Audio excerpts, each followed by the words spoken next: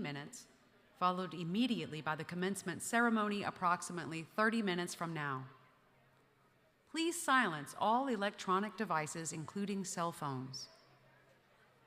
Videography and photography are not allowed during the commencement address except by authorized parties. Drones are not allowed on campus with the exception of those authorized by the Offices of Communications and Marketing and Public Safety for college purposes. During the processional, please stand as the graduates, faculty, trustees, and special guests enter the quad. Please remain at your seat for the duration of the ceremony and until after the recessional. During the reading of the names of the graduates, guests should be considerate in their applause so that all names are heard clearly and the ceremony is not disrupted. Please express your excitement in ways that will not prevent others from hearing the speakers and enjoying the ceremony. For the safety of all commencement participants and by the order of the fire marshal, all aisles must remain clear during the ceremony. Therefore, strollers and large bags are not permitted in the guest seating areas. Your cooperation is appreciated.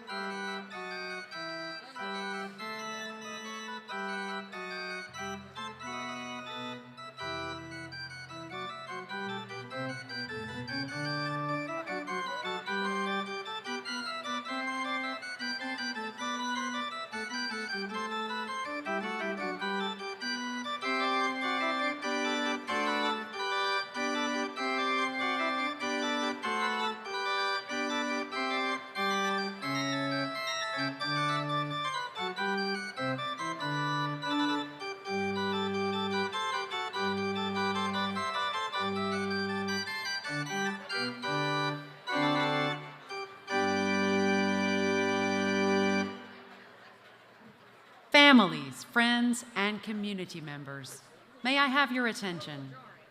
The commencement procession will begin shortly. At this time, please check that all your electronic devices, including cell phones, are silenced.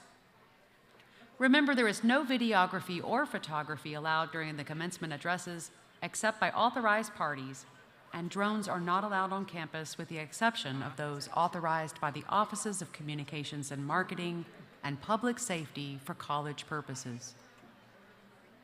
During the processional, please stand as the graduates, faculty, trustees, and special guests enter the quad. For your safety and that of those around you, please stand in place at your seat. Do not block the aisles. Your cooperation is appreciated. Guests and friends, again, seating under the tent is for blue armbands only, blue armbands only. Still expecting family members for all guests. Blue armbands only. Please clear the aisles. Center aisles should be clear. We'll begin our processional momentarily.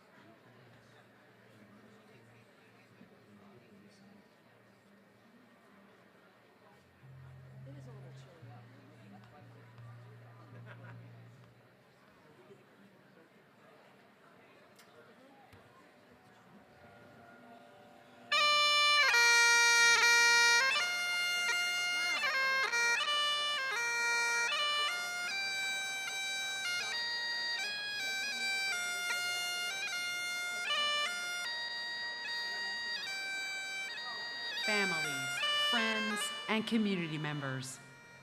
Please stand for the processional.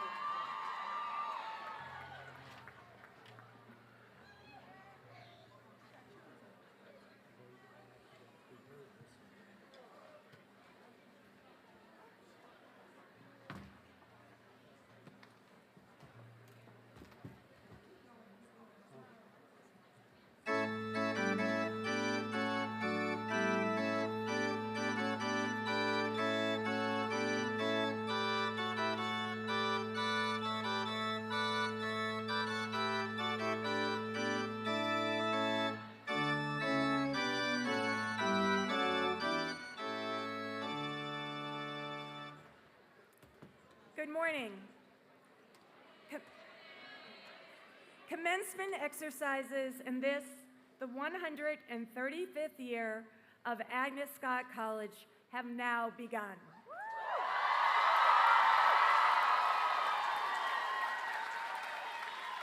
Please be seated.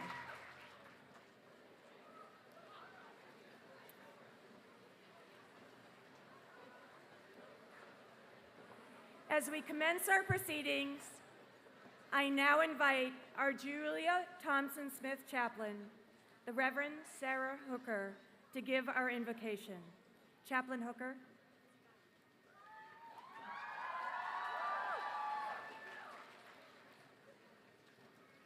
Good morning. I extend this invitation to you all gathered here and afar to be in this moment, mind, body, and spirit, and join me in a posture of reflection and prayer. Spirit of wisdom and truth, today is for our graduates who have spent their time at this institution studying, learning, mastering, achieving, and becoming. Yes, they have focused on academic disciplines, yet they have excelled in another discipline, the discipline of hope. Perhaps, Holy One, this hope is representative of how it is that we look to you for guidance. You who gathers in, creates holy things, and reminds us of possibility. Persistence in the face of delayed possibilities reminds us of the expansiveness of this hope. Because it is this hope that can fill a void that seems as vast as the universe, where the echoes of injustice and pain ring on and on. Our experience in a broken world push us into the arms of this hope, hope that comes to fill the chasm as we remain convicted of these truths, the truth of justice, because we know that there is much work to be done before we fully realize equity for all. The truth of mercy, because each human being, unique and created in the image of the divine, deserves to be whole and healthy, known and beloved. The truth of humble steps, which will be taken up to and across this stage today, reminding each of us that we do not walk alone through life. Our graduates today have shown the relentless pursuit of these good works. Let each of us be harbingers of hope, daring to put to use all that we have attained during the time we have spent in this place, in classrooms, in dormitories, in play, in fellowship, in service to others. Each moment has been and will be an opportunity to help make our hope real. Graduates, may this day be confirmation of this hope that you carry, and a reminder to keep it held close into your life beyond this place. And may the rest of us here continue to encourage them on their journey ahead. In the name of the Holy One who has gathered us into this sacred space today, I pray. Amen.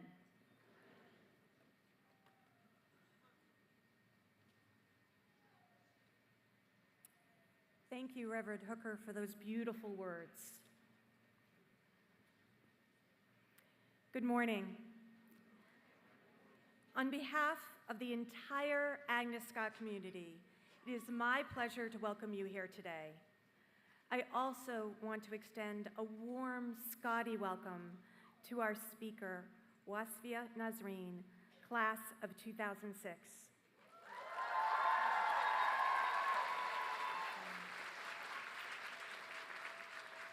And to trustee Dr. Tawana Ware, class of 1996, who is here representing the chair of the Board of Trustees, who could not join us today. And to acknowledge the class of 2024 student speaker, Evie McGovern.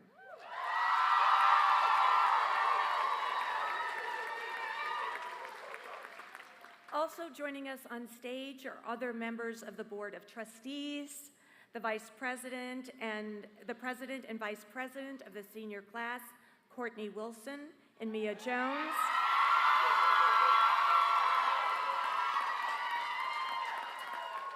Along with the Vice Presidents of the college and our amazing faculty. Thank you all for being here.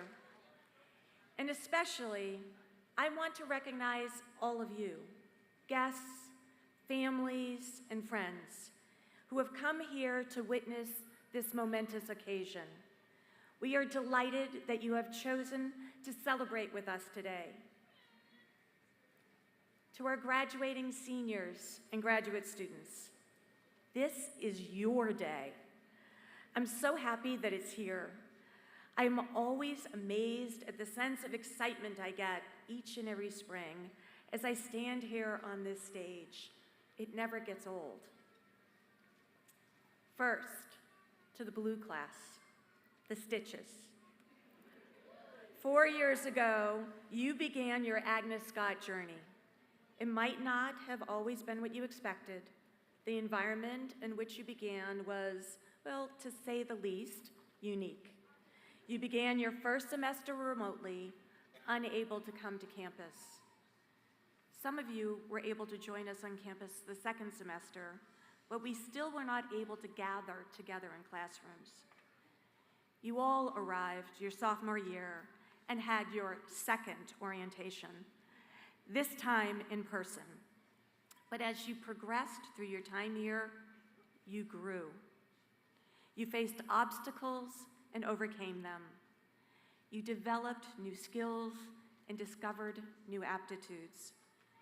You looked deep within yourselves and found qualities you never knew you had. From the moment you arrived on campus, you sprinted forward, capturing the full Agnes Scott experience in the 3 years you had left. You became torchbearers for our traditions: Black Cat, senior investiture, the ring ceremony, among others. I still remember how you decorated Alston as a disco. Now that's something that's going to stay with me. You took full advantage of those formative years and developed into outstanding global leaders. One of you, Madison Jennings, was even named a Rhodes Scholar.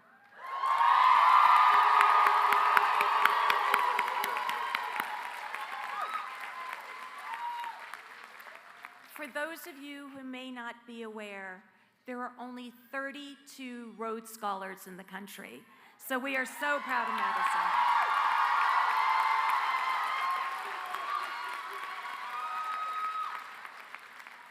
You showed your appreciation for the power of legacy, celebrating the 50th anniversary of our first Black graduate, Edna Lowe Swift.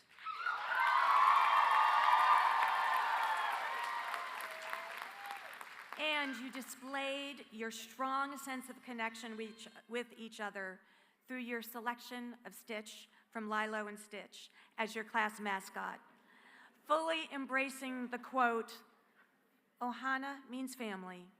Family means nobody is left behind or forgotten." Now, 4 years later, those qualities are key markers of who you are and what you present to the world.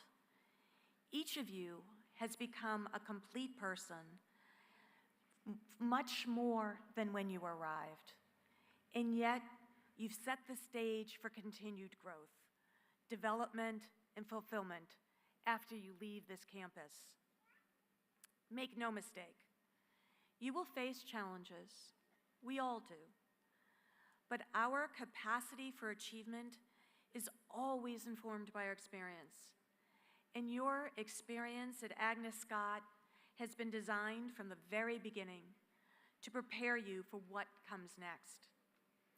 You are now equipped to take your place in your communities, workplaces, and the world, to contribute your voice and offer your perspective. So start building a career, a legacy, whatever you choose, to embark on another journey that will lead you to even greater accomplishments. Many of you will seek to further your education at places like the University of Chicago, Ohio State, Caltech, Oxford, the University of Edinburgh, and closer to home at Morehouse School of Medicine, Emory Law School, and Georgia Tech. Others will move directly into careers, joining Teach for America, Children's Healthcare of Atlanta, Marcus Autism Center, and major corporations such as Volkswagen Group of America and Target Corporation. You should not face this journey with any doubt or hesitation. Your entire life is before you, with all its endless possibilities. You should embrace that moment. I have no doubt that you are ready. To the 2024 graduates of the master's programs, congratulations.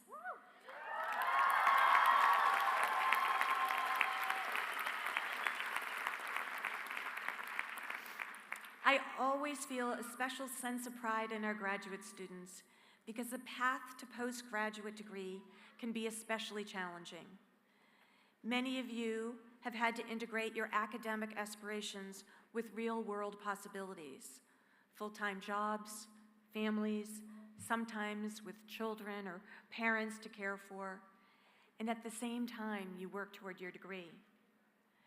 To pursue an advanced degree under such circumstances requires an extra level of commitment, a strength of character that frankly not everyone can manifest, but you did. And your presence here today is evidence of that trait. This strength of character will serve you well in whatever field you choose or endeavor you pursue. You leave here today armed with the knowledge that you can rise above the necessary intrusions of daily life. You can apply the focus, drive, and ambition that define any notable accomplishment. You can excel and achieve with lasting commitment to personal growth and professional development. So, to all of today's graduates, I leave you with this. Your Agnes Scott family, faculty, staff, alumni, trustees will be with you always. We are part of you, and you are a part of us. As I said earlier, you are ready for whatever comes next. I know this beyond a shadow of a doubt. Just being here tells me you are smart, resourceful, and yes, innovative. You are honorable and live your life with integrity. You do not shrink from adversity. You embrace principle, and you think deeply. You enthusiastically engage with the great challenges of our time, because that way lies real progress. And you are not alone. You will never be alone. You will carry the symbols of your time here, the ring, the photos, the memories, all of your life.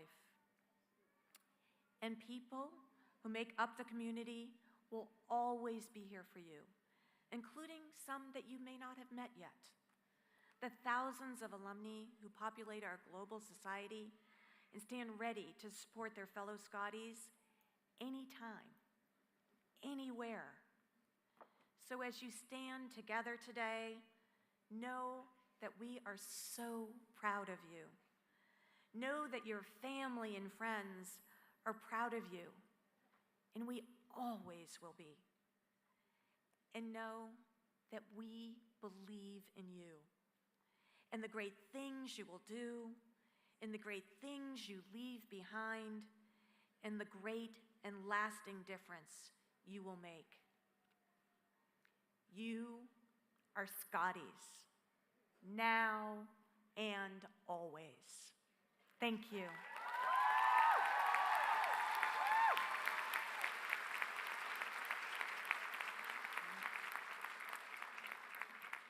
Before we move on to our speakers, I want to mention that students who have earned honors and prizes this spring, including those elected to Phi Beta Kappa, are listed in your program.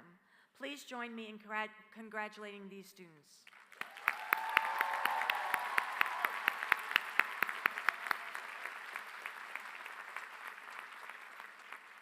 And now it is my great pleasure to introduce the 2024 class speaker, Evie McGovern.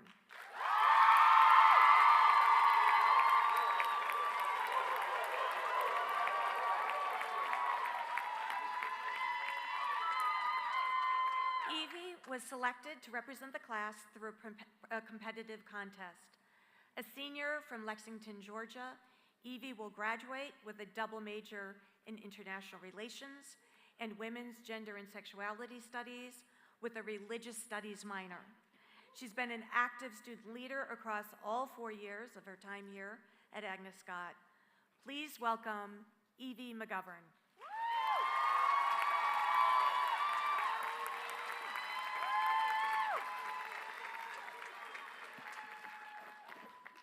Y'all gotta tell me if this hood falls off. Hey, friends.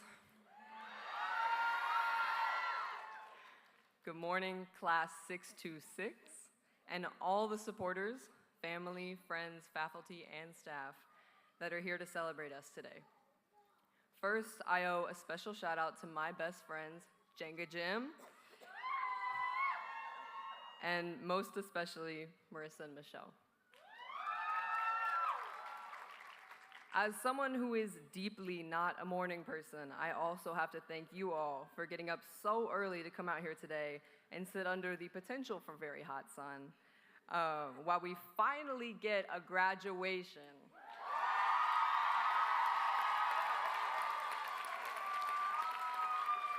That's right. In case anyone somehow forgot, this is the previous class of 2020 coming back with a vengeance to get all the senior milestones we missed before.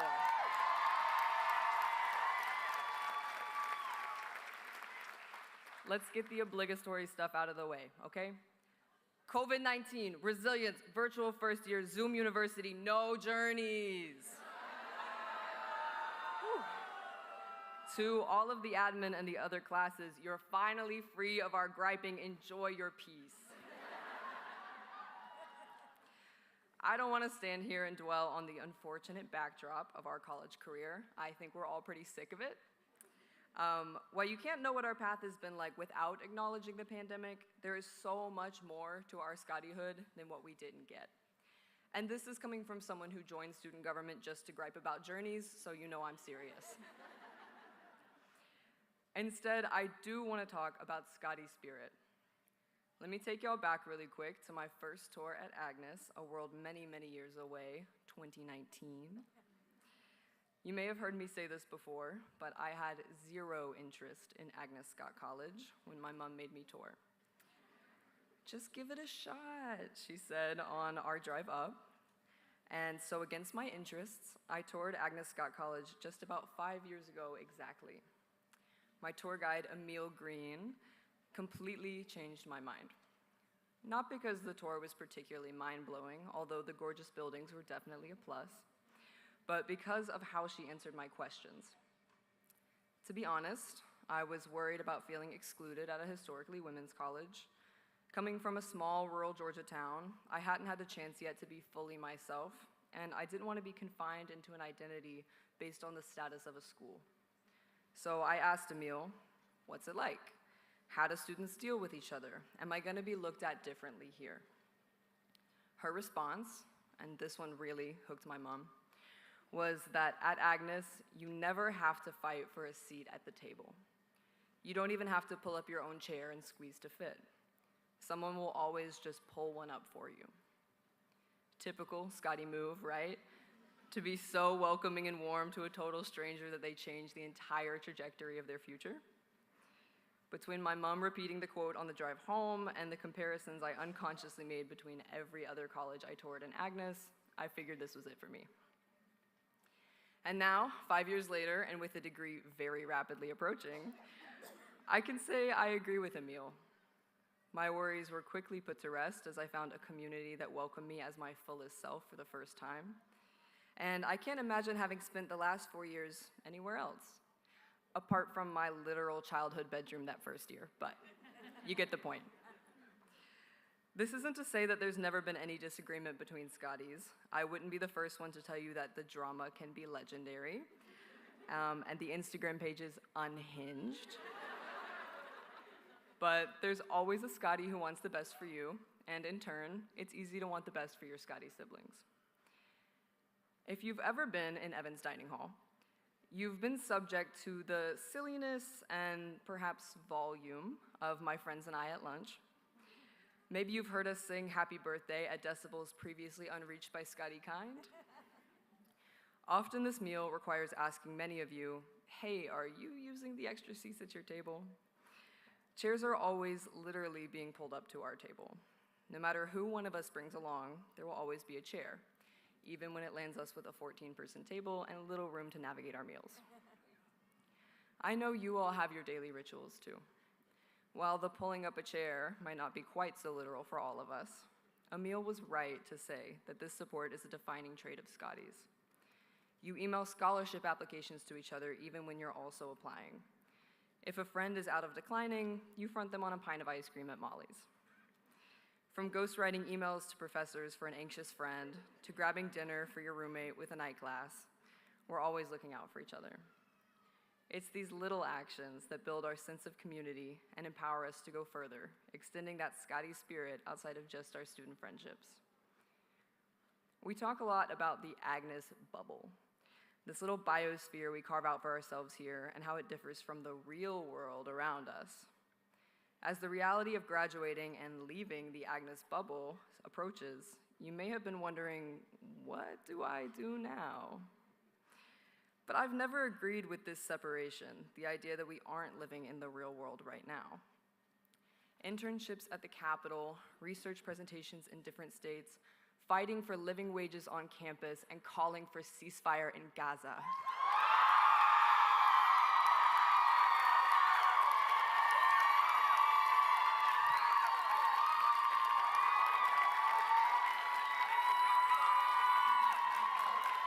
We bring Scottie spirit into everything we do.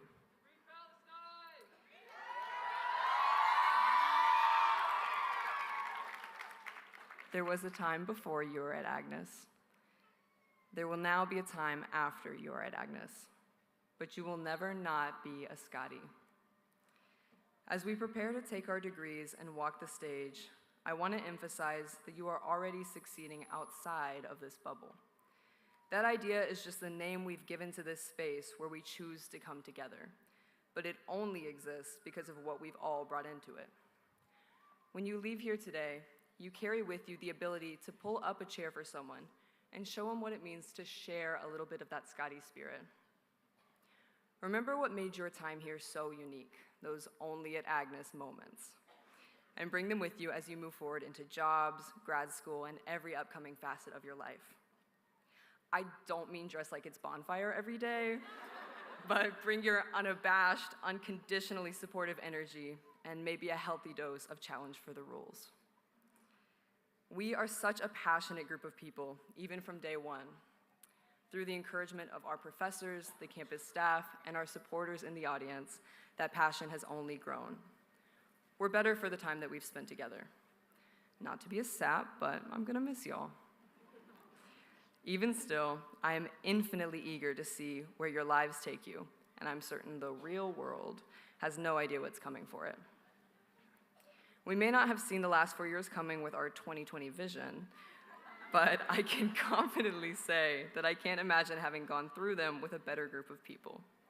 Even more so, I've had the great privilege and the greater fun of getting to know you all through SGA, and every single Scottie I've interacted with has enriched my life in their own way. 2 years ago, I had the honor to speak with you at our sophomore ring ceremony. I asked you to be loudly proud of each other and to let the momentum of being halfway through with our undergraduate degree move you forward with assurance and intention.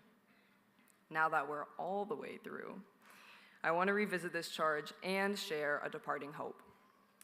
Franz Kafka, my favorite author, summarized in his journal what I hope the future brings you all in one sentence. I am wishing you courage and confidence and no misunderstandings. I don't think I would have gotten through the last 4 years without a good journaling session, so I had to pull from his journal. Friends, as you leave here today, I ask you to remember the pride and accomplishment you feel whenever you look at your rings. And again, to always be loudly proud of each other. And of course, never hesitate to pull up a chair for someone. Cheers to the class of 2024. We've made it.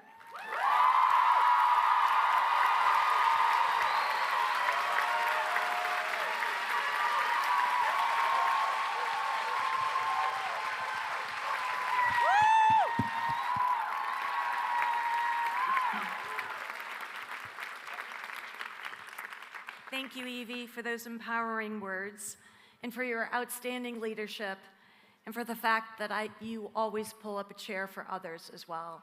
Once again, a round of applause for Evie.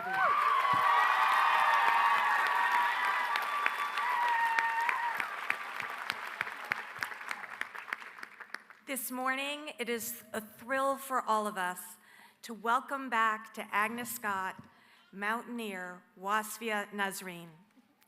Wasfia is a trailblazing force of nature.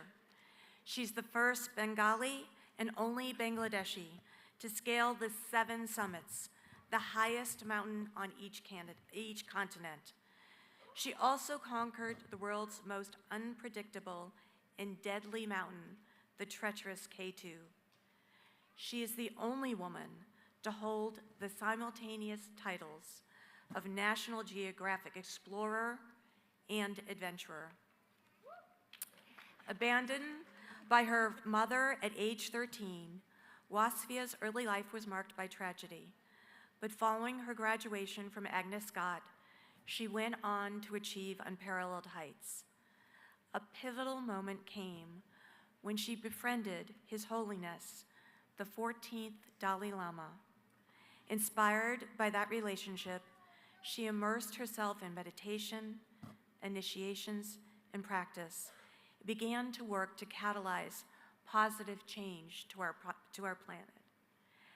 As a groundbreaking explorer, adventurer, and expedition expert, she led others on transformative journeys into nature, where they forged lasting connections with self, humanity, and the earth. Wasfia is a vocal proponent of human rights and environmental causes. Her dedication to these efforts has made her a symbol of empowerment and change in South Asia. There is even an award-winning film on her life titled Wasfia on the National Geographic Channel. Please give a big Scotty welcome to Wasfia Nazreen. Wasfia.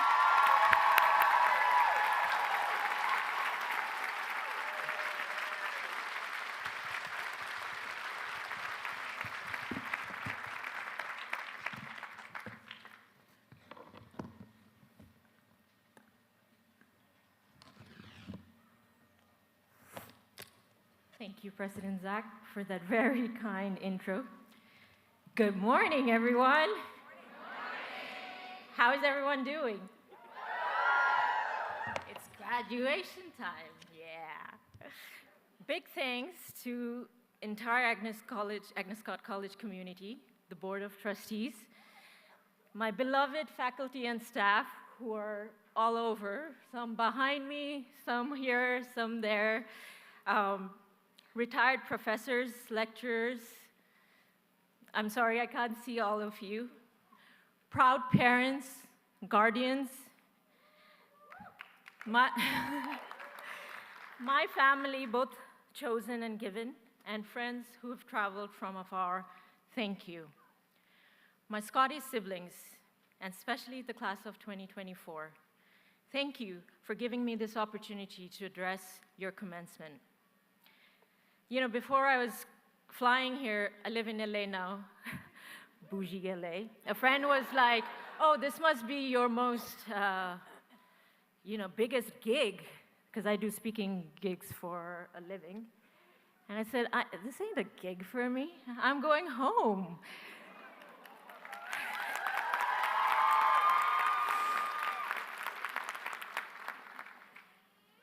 I've returned to the first home of my young adult life, where I groomed and found the foundation for my independent self. And by the way, this is the first time I'm getting to wear the robe because I didn't attend my own graduation, because I had already fled off to the Himalayas and was settled there when the ceremony took place. To be very honest and real, after almost 20 years, that was the excuse I gave at that time, but the real reason why I chose not to attend was that at that point in my life, I was so wounded and broken and hurt internally from childhood traumas and missing my parents, and the fact that neither of my parents, who were alive at that time, wasn't going to consciously attend my graduation ceremony. I wasn't healed like I am now to see that all my professors would be there for me as my parents, like they have arrived now 2 decades later. So thank you. This is also my graduation party.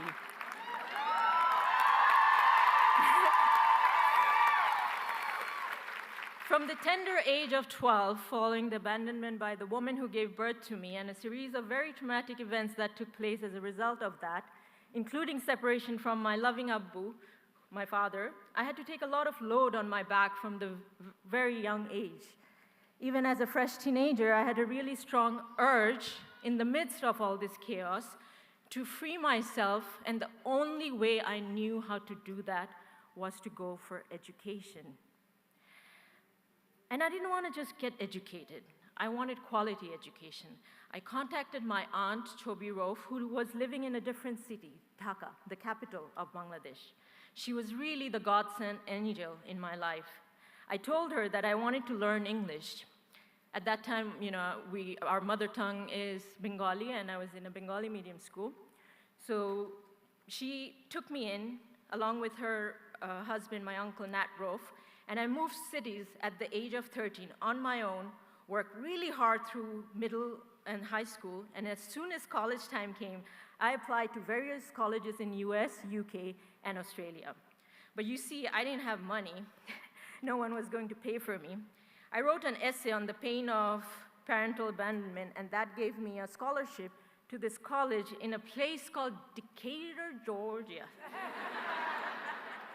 I had applied to that college because another cousin of mine, Rubaya Hassan, had been there. I had heard from her, and please, she arrived all the way. I'm seeing her after 2 decades, class of 2002.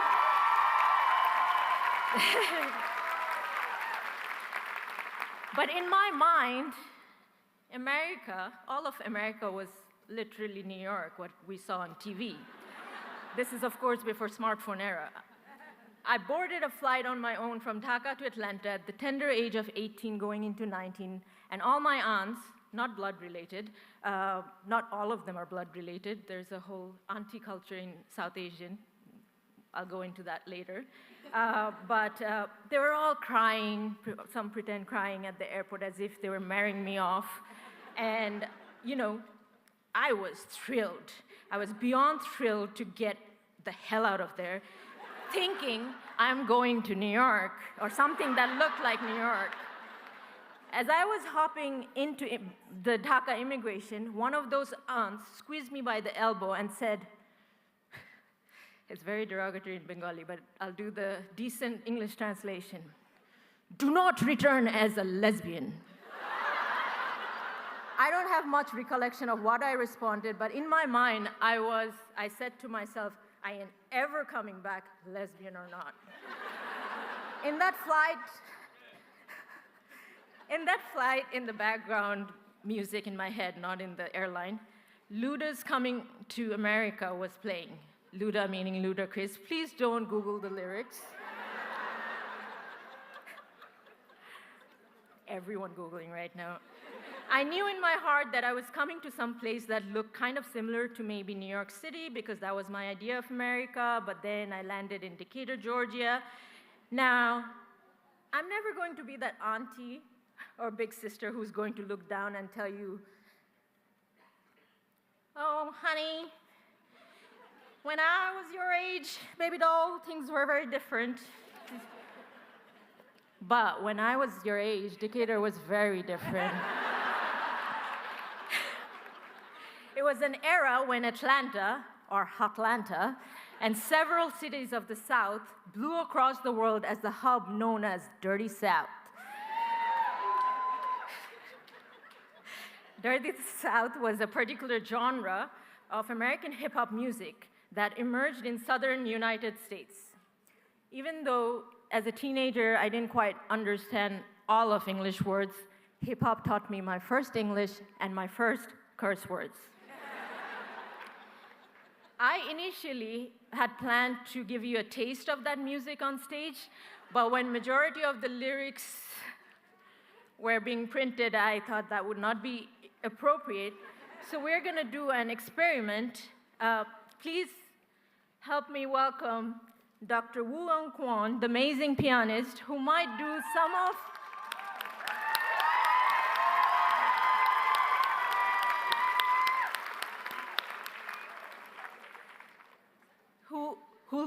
we will try to align some of the dirty sound tunes in piano.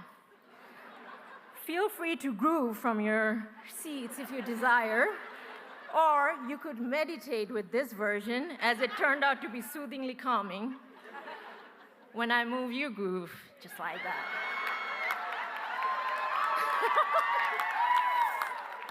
Hotlanta also taught me it's not where you from, but where you pay rent, and that we could be cooler than polar bears' toenails.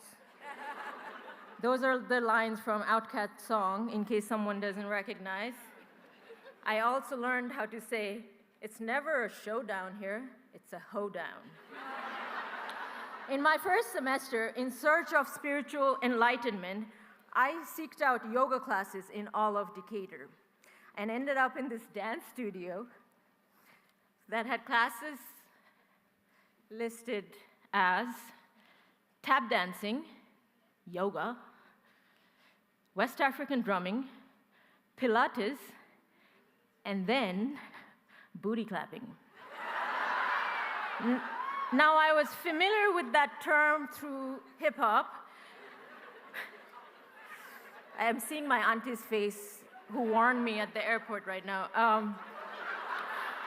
I was familiar with those terms, but I had no idea that there's a whole world and a galaxy and a universe out there when it comes to that.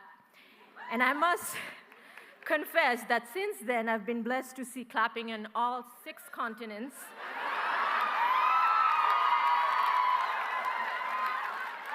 I'd add the 7th, but in Antarctica, all the clapping that was happening were from penguins and seals.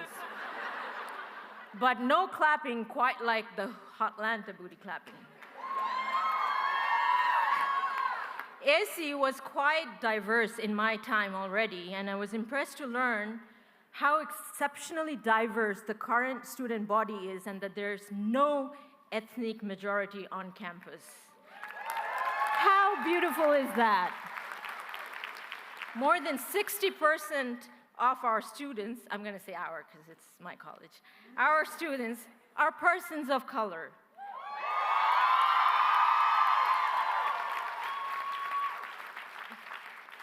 Approximately 40% of students are recipients of federal Pell Grants, and nearly a third of the first in their families to attend college.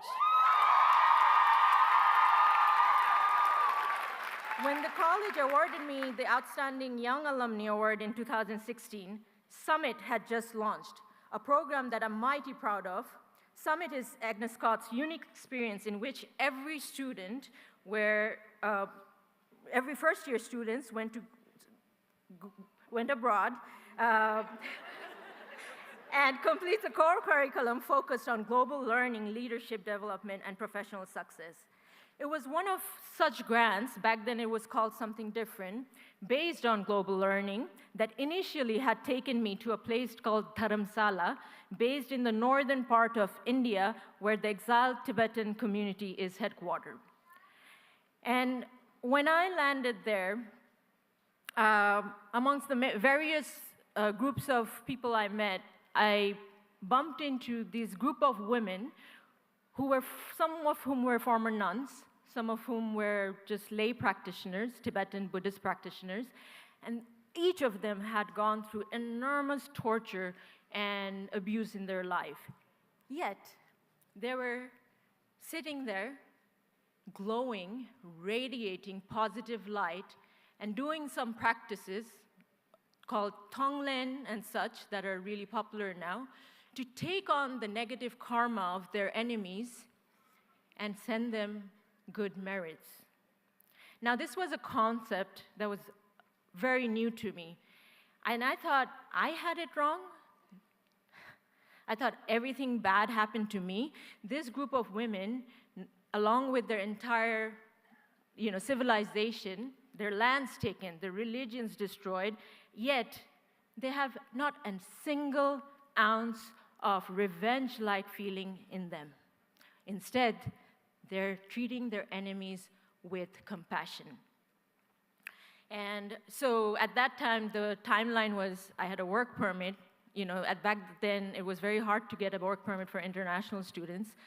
And I was supposed to come here and join the good life in America. But in that trip back home, I decided to forsake that and had a yard sale where all my professors came and bought insignificant things like Nirvana poster, and I don't remember, like used bed sheets and stuff. And it gave me enough money to get one-way ticket back to Dharamsala, and I left with no guarantee, and the rest is history. Shortly after, I was blessed with the friendship of His Holiness the Dalai Lama, the 1989 Nobel Peace Laureate and the leader of the Tibetan people, who has been leading from exile the longest-running, non-violent resistance against one of the most powerful regime on the planet, the CCP. Kundun, as we like to call him, the one with the presence, it was really through his friendship and his presence in my life that I started healing all those traumatic childhood events. And while working with Tibetans on human rights and environmental issues, I'd travel a lot in the Himalayan belt, spanning all the way from Nepal, Tibet, and just as a pastime, because I happened to be around Sherpa people. Sherpa people are the local inhabitants of the Everest region, who are originally Tibetan. Sherpa means coming from the east of Tibet. Then I realized how slowly that these big expeditions essentially were actually pilgrimages for me.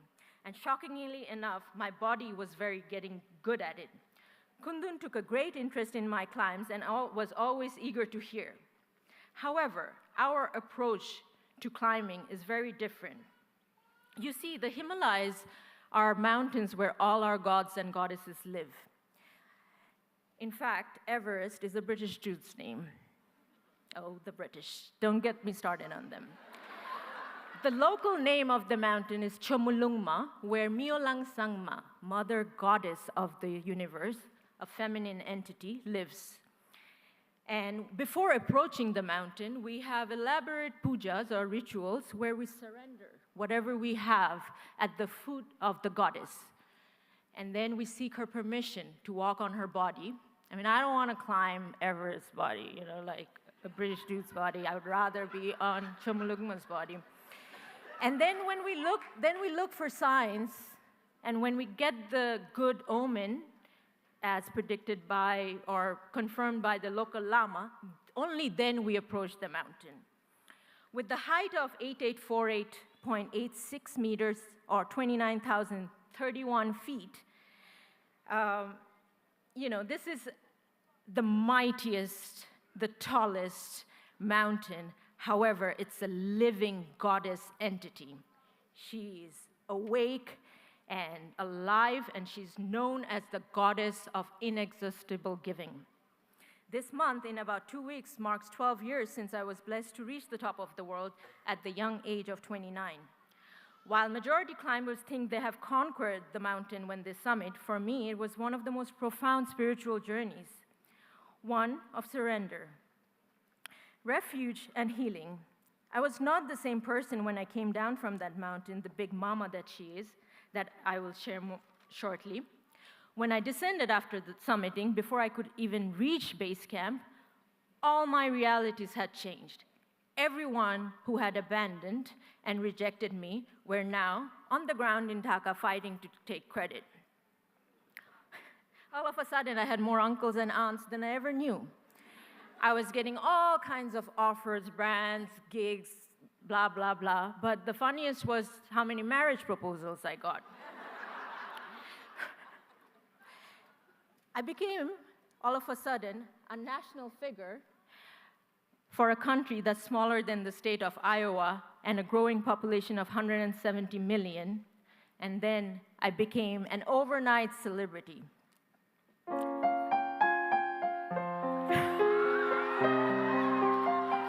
I'm so glad you know this song. It's by Twista. In one of those Everest receptions, held by the only Nobel laureate of Bangladesh, Professor Muhammad Yunus, many of you may have studied his work with microcredit. There was another distinguished guest who was visiting from America. It was former F-16 fighter pilot and NASA astronaut Ron Garan. Ron had just come back from space, and Yunus introduced us saying exactly that, and then looked at me and she said, she just came back from top of the world. I looked at Ron and shrugged and said, I don't think I can beat that, but I know we will get along very well. Thus started our friendship, which is now 12 plus years old. He has been a brother and an ally ever since. Now, nobody in that millions of crowds knew or could tell, because I was very good at masking, or even asked, how are you doing, Wasfia, really, internally? You see, after the biggest high comes the biggest low. It was one of the most depressing times of my life, yet on the daily, I had to be Wasfia Nazreen, be on stage and attend back-to-back ceremonies and reception. And you see, fame is a tricky thing. From the outside, it may look very appealing, but when we don't know how to deal with it, it can really get us off the course. So, at that time, Ron taught me two concepts that I want to introduce. One, the overview effect, and the orbital perspective. The latter, orbital perspective, was coined by him. That has really helped me process a lot of trauma that I was carrying, grief, and then dissolve the divisions that lied in my mind. Forgive my enemies, or perceived enemies, and I hope it's beneficial for everyone. The overview effect is a term to describe the cognitive shifts that happens or have been reported by many astronauts while viewing the Earth from space. To quote from the American Psychological Association, researchers have characterized the effect as a rare state of awe with self-transcendent qualities precipitated by a particular striking visual stimulus. The most important common aspects of personally experiencing the Earth from space are appreciation and perceptions of beauty, unexpected and overwhelming emotion, and an increased sense of connection to other people and the Earth as a whole. The effect can cause changes in the observer's self-concept and value system and can be transformative. Now, I don't think you need to travel all the way to space to have that realization and profound connection to Earth, but this effect and the intensity of it, I felt from several mountaintops, including from the mighty Chomolungma, otherwise known as Everest. Now, if we could just come back to in our space, in our bodies. If you want to close your eyes, you're welcome. I just wanted to take you on an overview, orbital perspective experience. If those who are watching online, if you're driving a car, please don't attempt this right now. Let's take 3 deep breaths in our own speed. And see if you can bring your mind slowly from your body out and start going up above the body. Still keeping an eye on your body that's on earth, but you're as if looking at your body and slowly going up, up, above the clouds, above the blue sky. And there are no borders from space. We only have one home, Mother Earth. And we have to share this home. Where are we when you look at that body? Who are around you? How do we treat them? How is our heart to them? Is it open? Is it closed? Just reflect on this. Now, from this perspective, if I ask the audience, how many of you would like to see peace on earth? Raise your hand.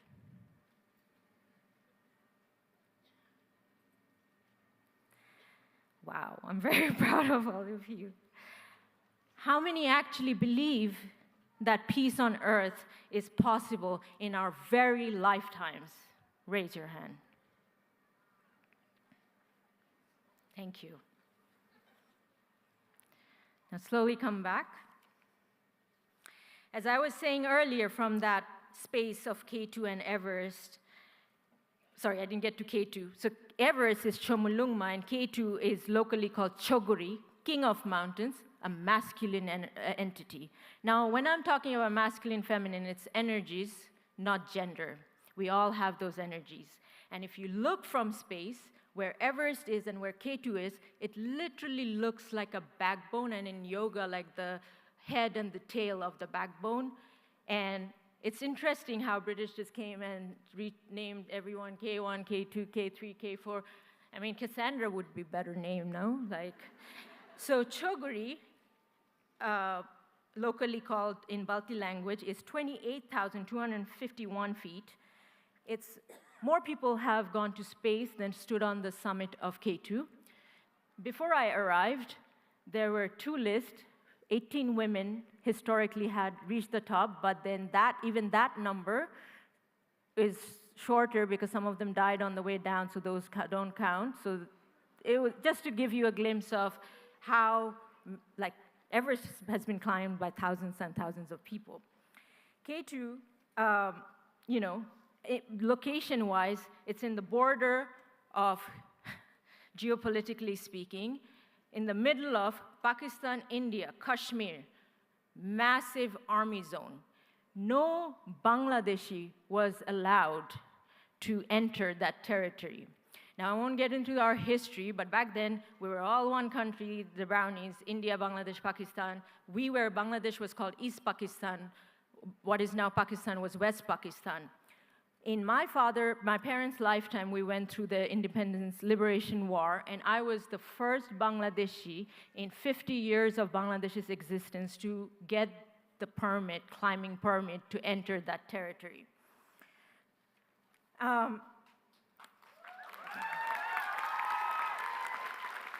Growing up, there is not a positive thing that I heard about Pakistan.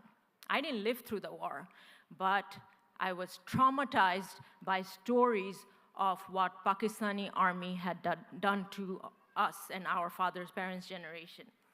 And all that may be true. So I prepared well, I'm not taking anything away from the genocide of Bengalis or anything. Actually, Professor Dr. Khwaja, who I was looking for earlier,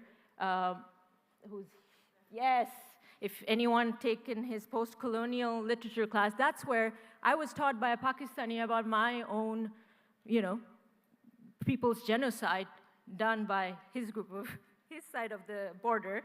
But when I actually arrived in Pakistan, from the waiter to a street person to the army general to people from all walks of life, The way they treated me, the way they supported me, the way they cheered for me.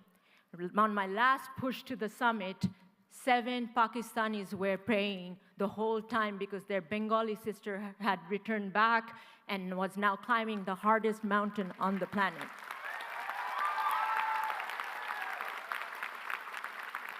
The love, respect, and hospitality I experienced from Pakistans from all walks of life, I will cherish it till my last breath. I give that example to just differentiate between, give you an idea of power structures and how they work.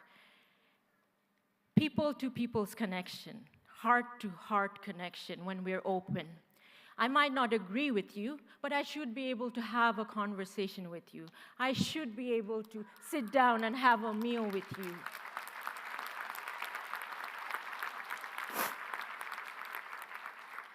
On a more personal level, the climb of K2, which was another pilgrimage of a lifetime, healed me in the sense that I was not going to hold or pass on that generational trauma down. This is where it ends.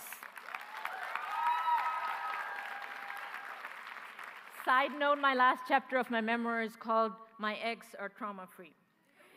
Now, more than ever before, we as a human race need to heal. And I'm not saying it because May is Mental Health Awareness Month. I often hear the words, save the planet. To be frank, Mother Nature doesn't need us to save her. She can take us off the face of the planet in a fraction of a second. I have witnessed this over and over again since I was a child to now. Earthquakes, tsunamis, cyclones, everything gone in the flash of a second. If anything, we humankind, we need to heal ourselves. And then, when we heal ourselves, we automatically heal the planet.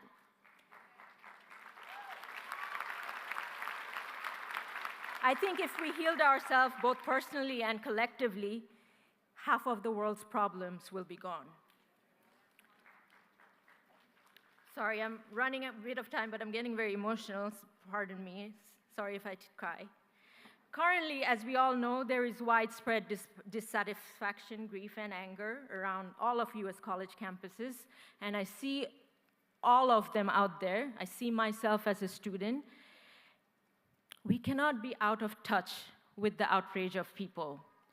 We have to be, more than ever before, make room for dialogue and hear each other, even if we disagree. Let's sit together.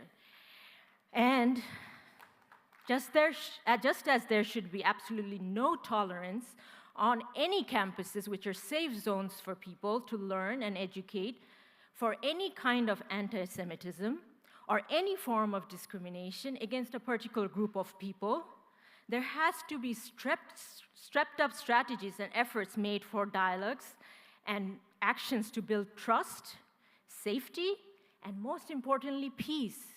We are here for a very short time. Life is so short.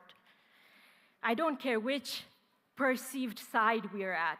I think we can all agree that no more innocent children or other lives can be killed and wiped out like this.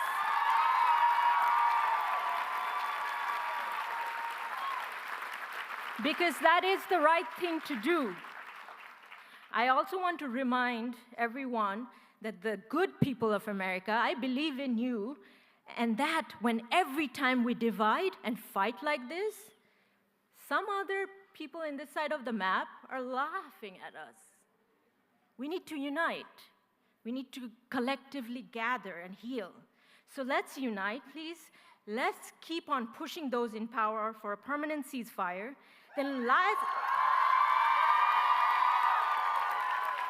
let's try to really open our hearts and hear each other from a place of compassion.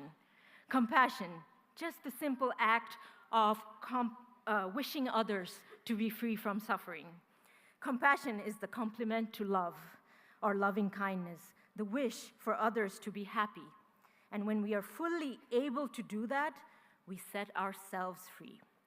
With that, I'm going to just quickly mention 7 points that I wish someone told me when I was your age. I know you're all wiser beyond your age, but I'm just going to throw these down. We all have to, when we go out there, before we go out there, please know your worth. Because if you don't know your worth, the world will not see your worth. Unplug from the algorithm, tune into your own rhythm. Please do not base your self-respect on what you see on Instagram and TikTok. Trust me, I live in LA. None of those people are happy. With everything in life, number 3, with anything and everything in life, having a set intention why you're doing it and having the right motivation is the key. Otherwise, when fame and things like that come in, it's very easy to get tossed off from your path. Number 4, embrace difficulties and obstacles, because only in times of struggle will you learn your deepest lessons. Number 5, transform all obstacles into opportunities. Embrace all obstacles. Number 6, remember, summit is only half of the climb. The descent is way more dangerous, and you need to plan ahead and prepare for that. Don't get lost in the achievement. Yes, you will celebrate all your achievements, but pace yourself. Pace for the longer run. Number 7, with power must come humility. When you reach the top, of course acknowledge, look back, only to see how far you've come, and then celebrate. But remember, we must stay humble and grounded like a tree. Now I'm going to close off with a poem for the class of 2024, homage to the poetry nights at Java Monkey we used to have in downtown Decatur back in the day when I was your age. I pulled an all-nighter last night, tweaking from an old poem because I just wanted to have last memory of how we did it in senior class. So sorry if it's not too groovy. Class of 2024. You're the cloud, the rainbow, the dancer wandering through the sky. You are that rebel no one can tie, the fire that multiplies, the water that breathes life into the unconscious, the thunder no one dares to reckon with, the adventure people seek only in dreams. May you be that tree with roots all the way back to the stars. May you whirl with eternal grace, and may you be protected from the mother's wrath. May you be the light, the clarity, the luminosity, singing beyond all realms of disparity. May your mind be free. Now go, class of 2024, fly and stay high.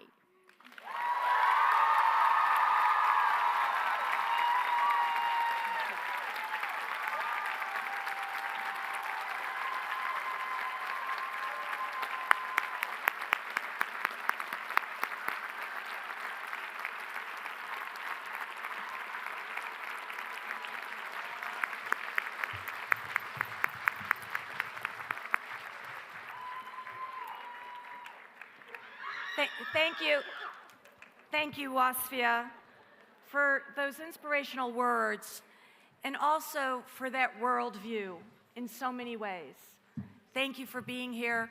We're so proud of you. We're so proud of you of being a Scotty. Another round of applause.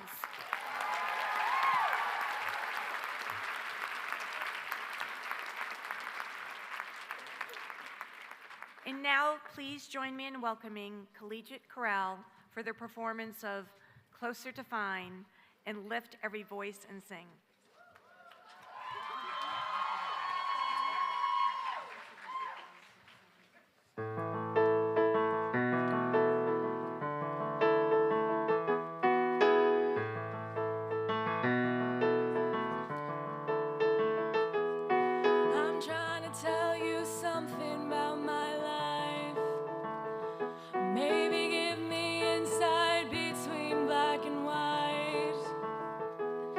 The best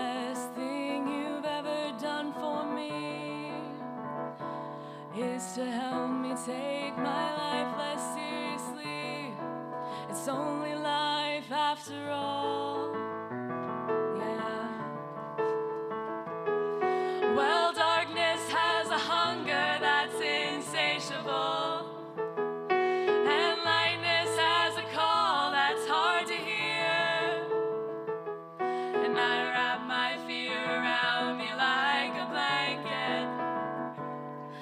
I sailed my ship of safety till I sank it. I'm crawling on your shores.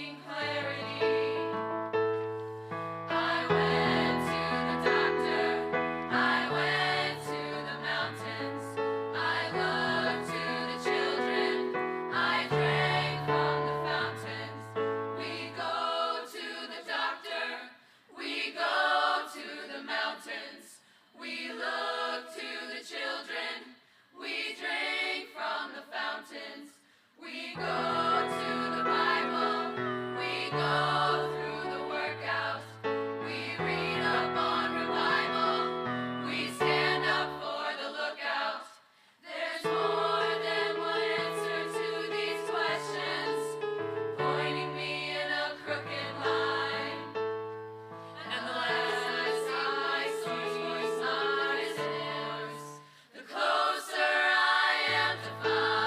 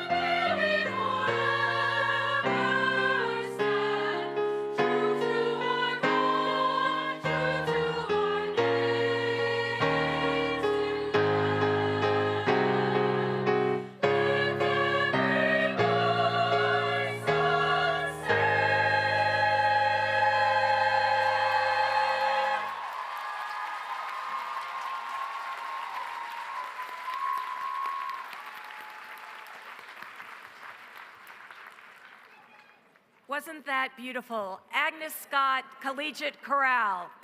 Woo!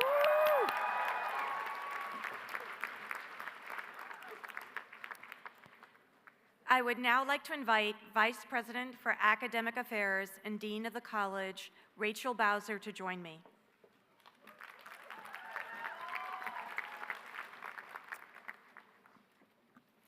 We now turn to the conferring of bachelor degrees, after which students will come forward to receive their diplomas.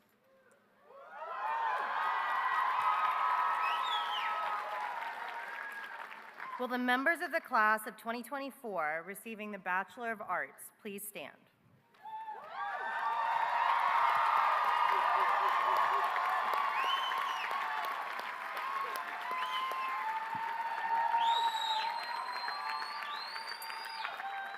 President Zach, upon the approval of the faculty of Agnes Scott College, I present the members of the class of 2024 whose attainments in this college entitle them to the degree of Bachelor of Arts.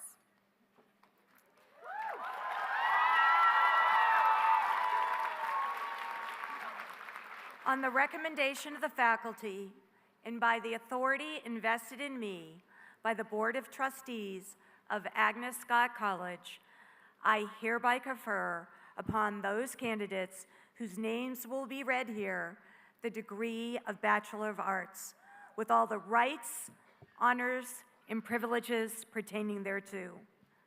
Congratulations.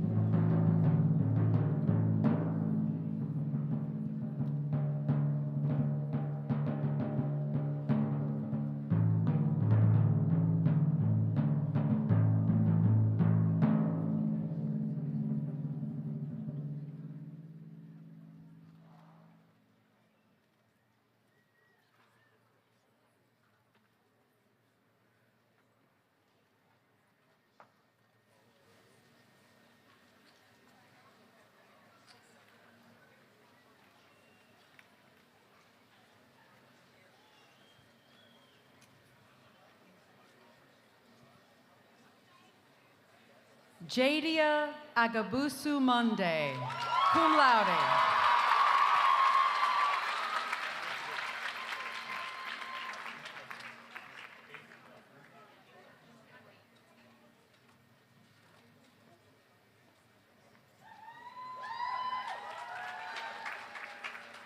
Meredith Agee, cum laude.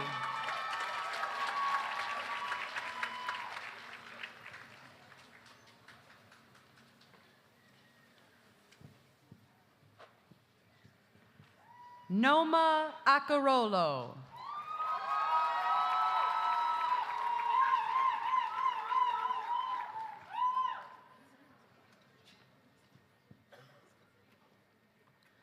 Llewellyn Dean Aldrich, magna cum laude.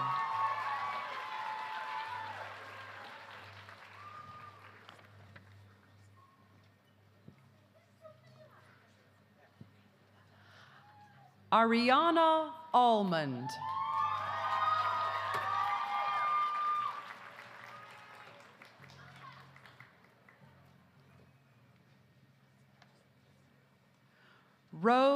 Haval Ahmedi, cum laude.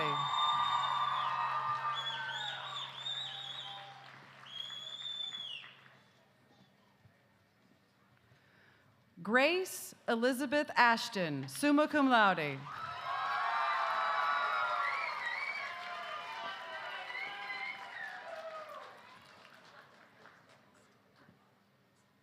Komal Babar.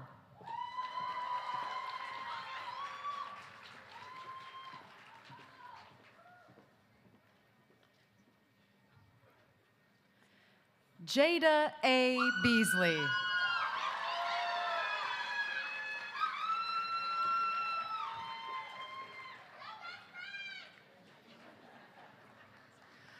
Joran Bellinger.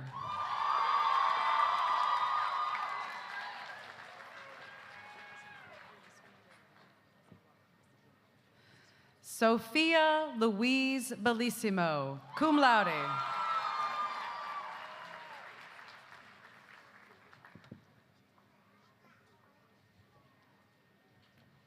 Tamia Bender, magna cum laude.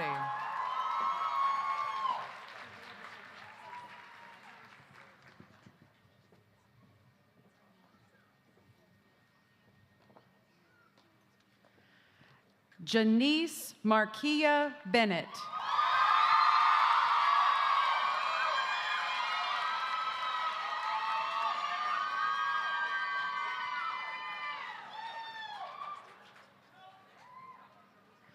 London Meadows Barago.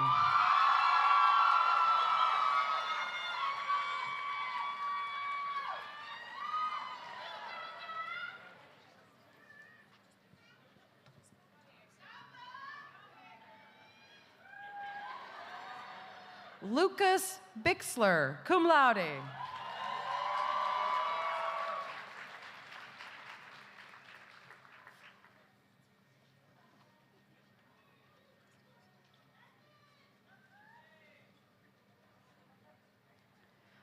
Bridget Antoinette Bowman, cum laude.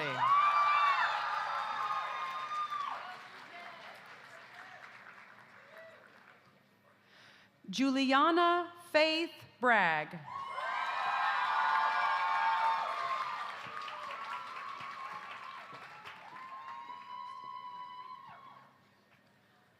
Belinda Grace Brooks, magna cum laude.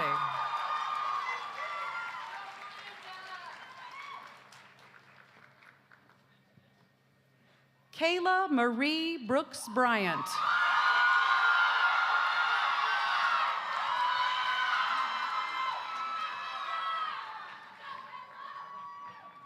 Marcel Renee Brooks.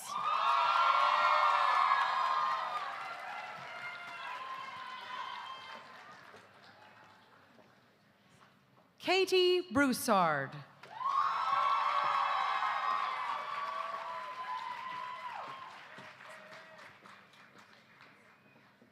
China Brown, cum laude.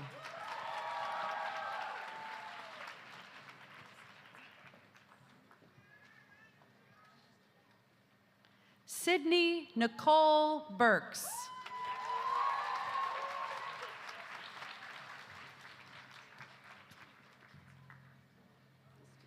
Stix Buzzhart.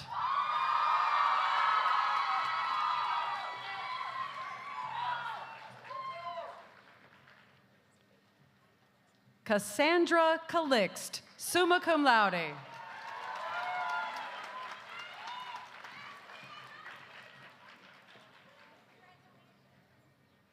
Isabella Rose Carbone, cum laude.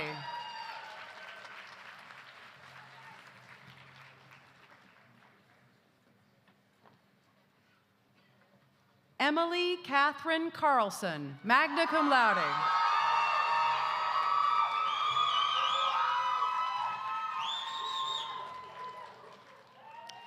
Ellie Carr, summa cum laude.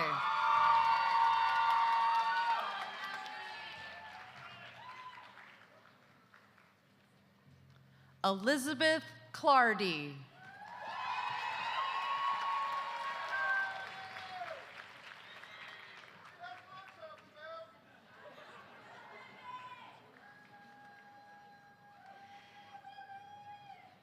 Kimberly Renee Clark, summa cum laude.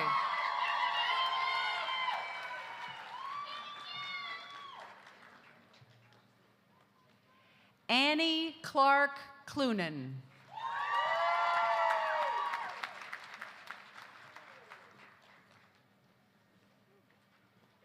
Victoria Alejandra Colon Lopez, cum laude.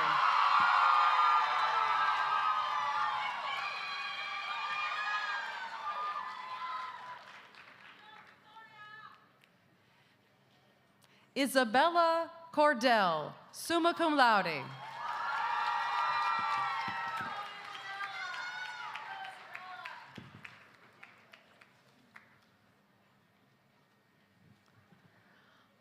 Oliver Windsor Coughlin, cum laude.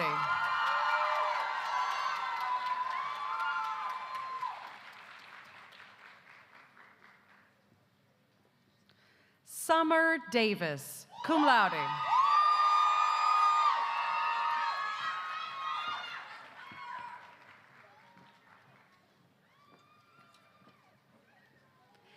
Dax Alessandra Delvira, summa cum laude.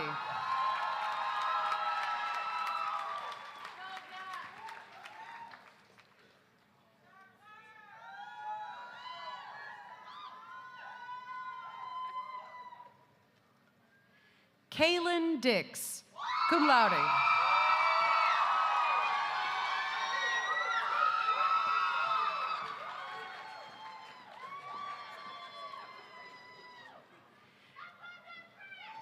Caroline Peyton Dixon.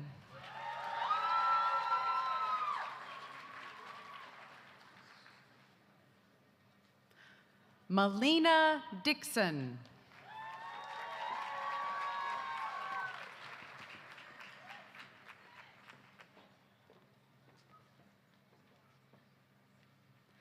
Nyla Janine Dix.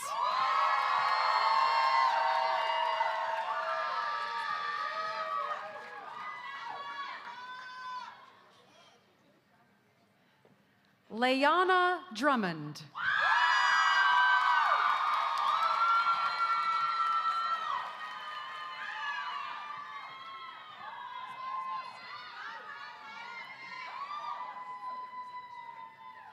Sophia Ebbett, magna cum laude.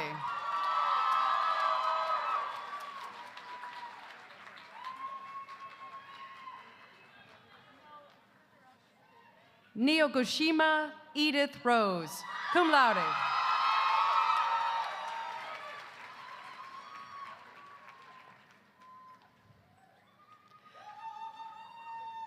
Madison Ellerby Muse, magna cum laude.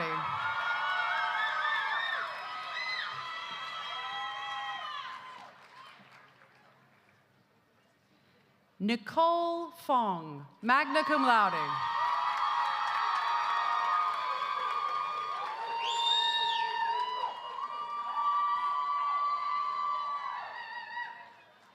Mina Foster.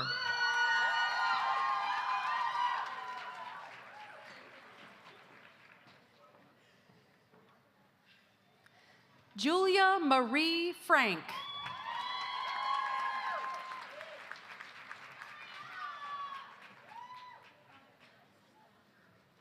Fabiola E. Garcia Lopez, summa cum laude.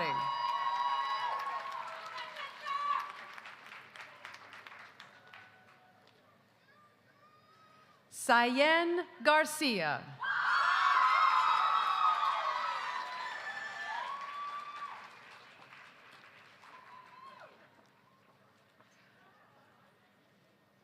Raquel Nadira Garcon, magna cum laude.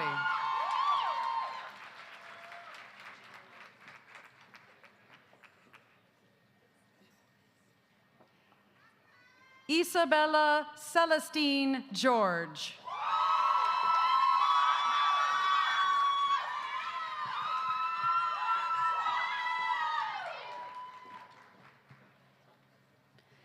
Cameron Glasgow.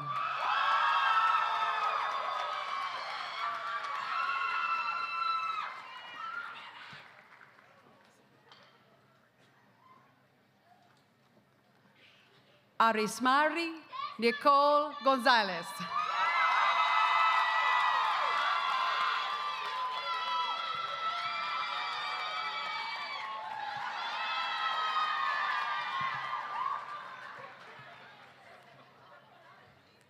Abigail Elizabeth Gross.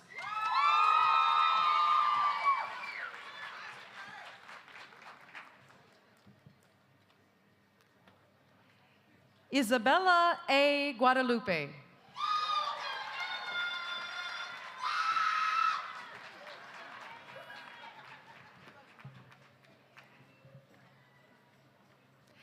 Nia Simone Harris.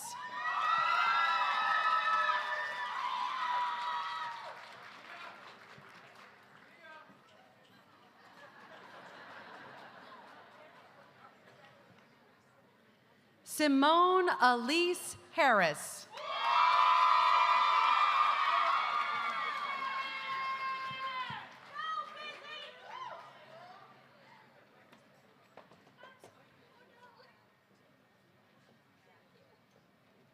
Sophie Harris, summa cum laude.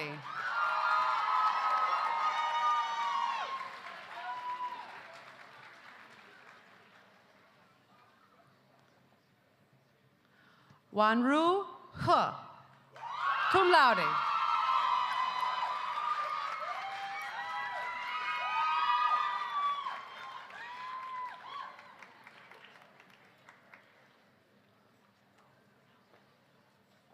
Tanya Hernandez, magna cum laude, summa cum laude. Sorry.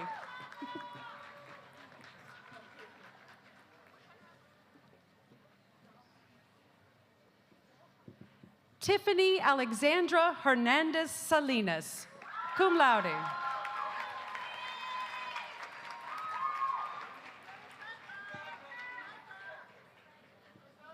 Giovanna Kathleen Hill, magna cum laude.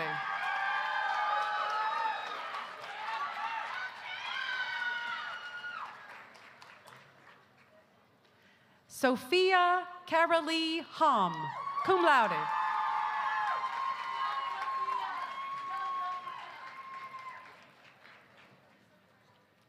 Jordan B. Hood, cum laude.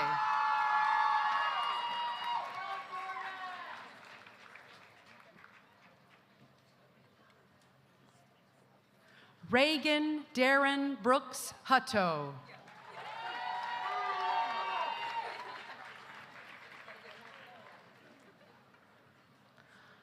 Elena Yanzito.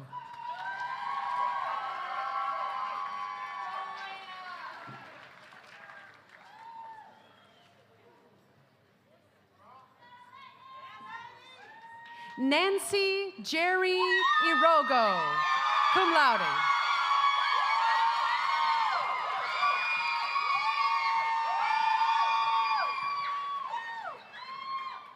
Nadia Michaela Jackson, magna cum laude.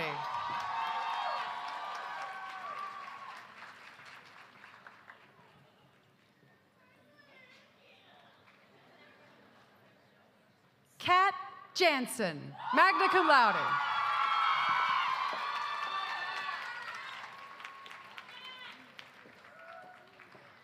Madison Marie Jennings, summa cum laude.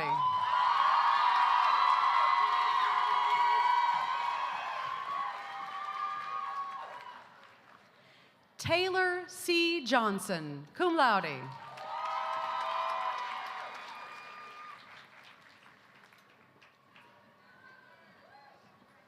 Mia D. Jones, cum laude.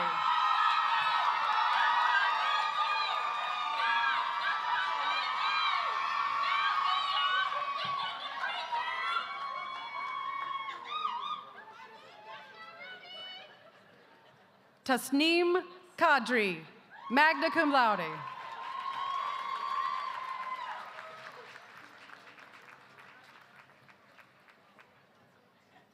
Silmi Karim Kanji.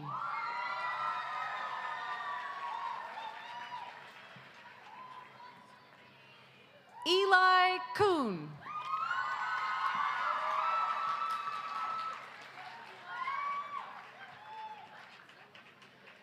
Joanne Susan Kuriakos, magna cum laude.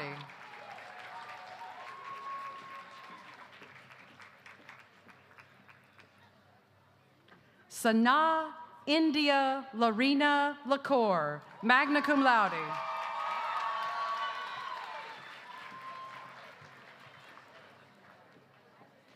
Tiffany Lom, cum laude.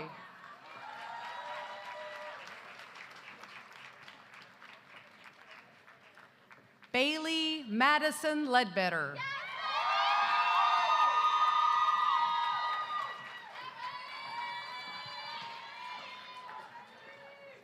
Sierra Lee.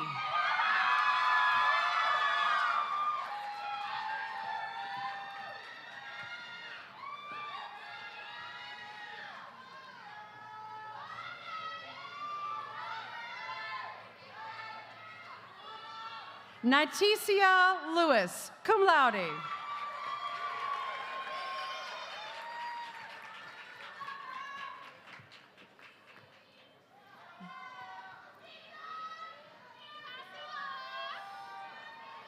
Jacqueline Lopez Ramirez.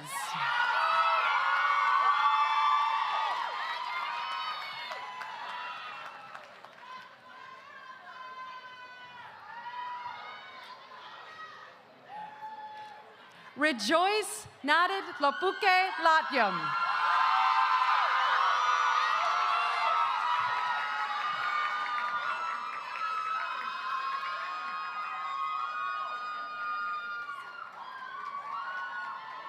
Marley Marie Lloyd.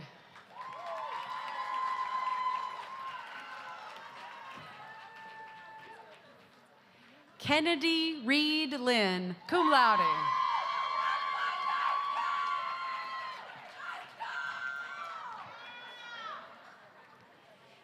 India Vashti Mabin.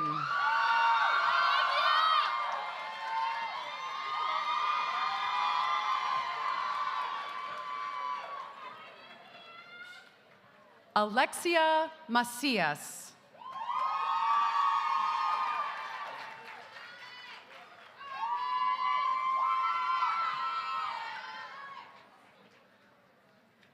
Lisandra Macio Hernandez.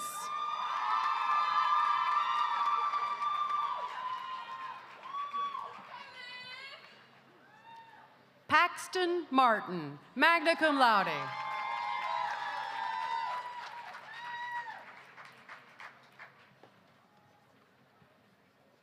Michelle Martinez Lopez.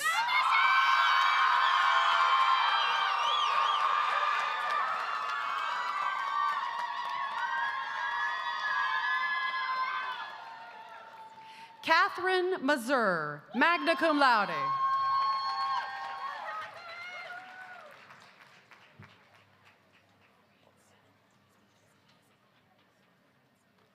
Susan Layton McGarry.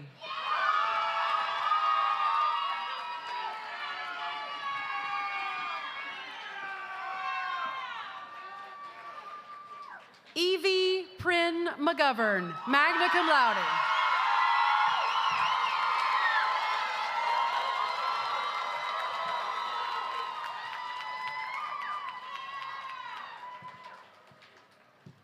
Jasmine Amina McKeel, magna cum laude.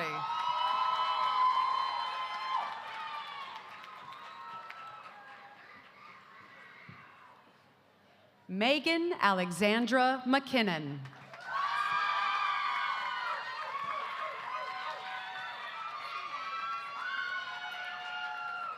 Erica Llewellyn McLeod.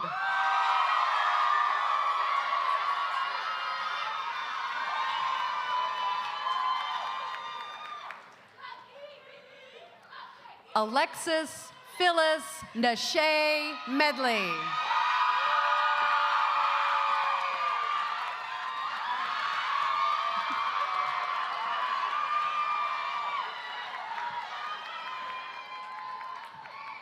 Sierra Kelly Moore.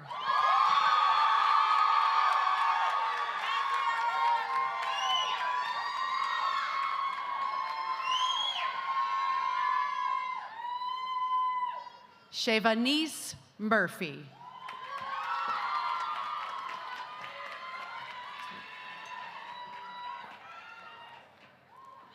Athena B. Murray, cum laude.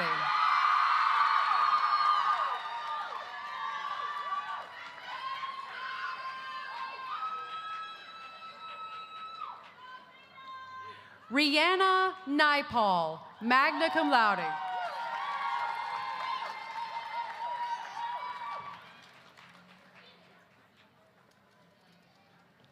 Ayana Nicole Nanton.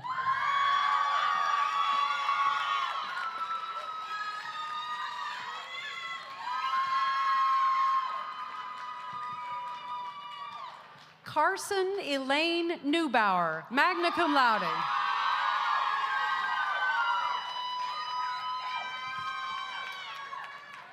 Margaret Ann Newman, cum laude.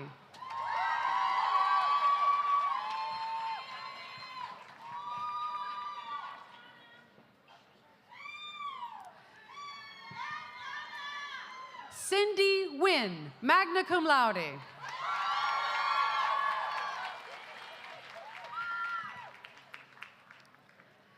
Lily Catherine Olander, summa cum laude.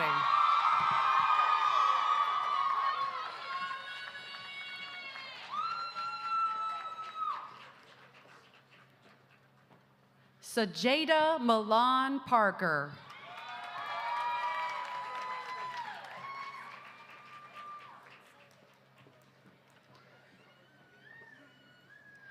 Audrey Elizabeth Partington, magna cum laude.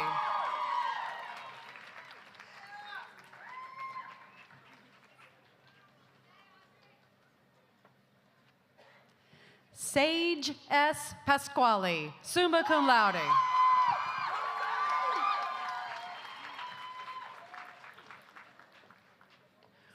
Rebecca Patterson.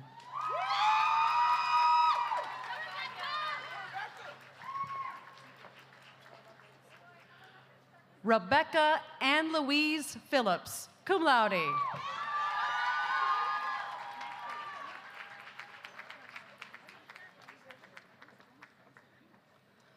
Angelique Pierre Louis.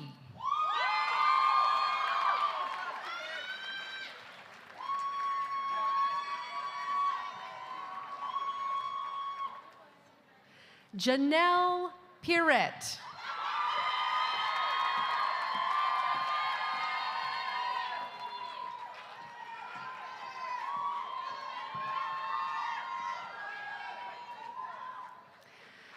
Kaya Christine May Pearson.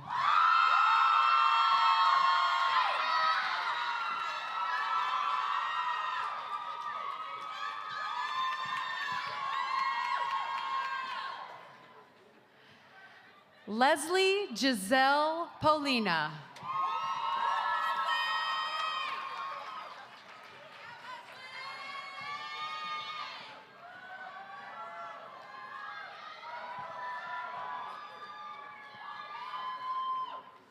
Rowan Pottorff.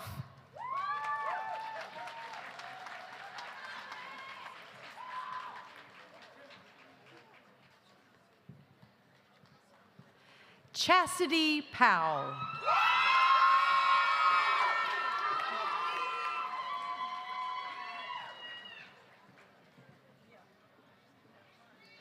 Sydney Queen.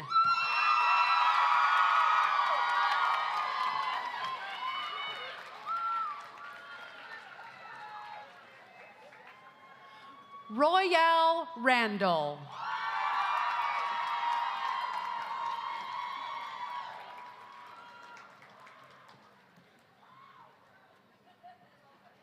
Elizabeth Dawn Red, magna cum laude.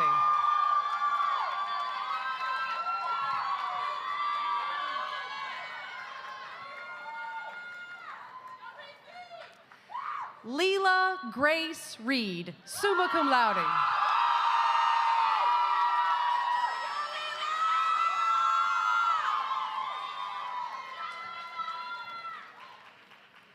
Kendall Austin Riley, magna cum laude.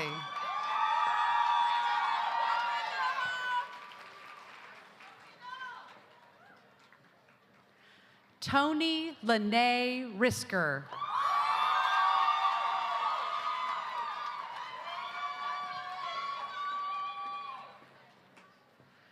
Kai Nashay Robinson.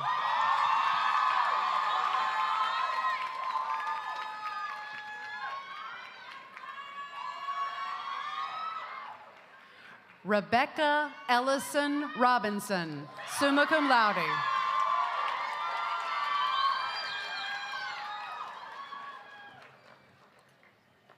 Erica Danielle Rodriguez.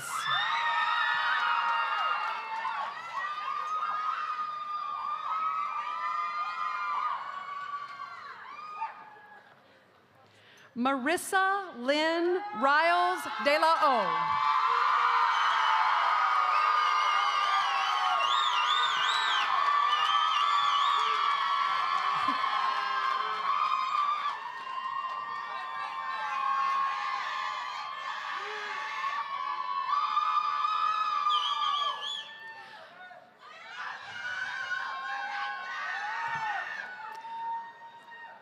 Rafael Albizu Santos, cum laude.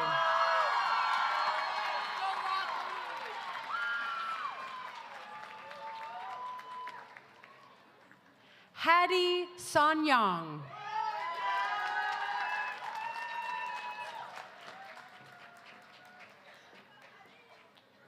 Hannah Savage, magna cum laude.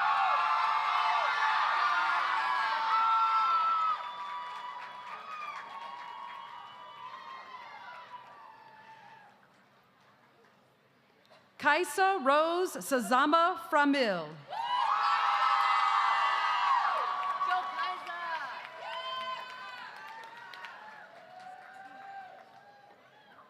Sophia Shaw.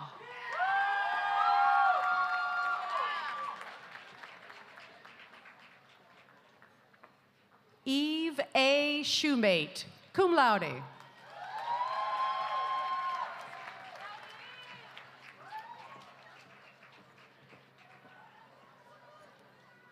Natalie Slaughter, cum laude.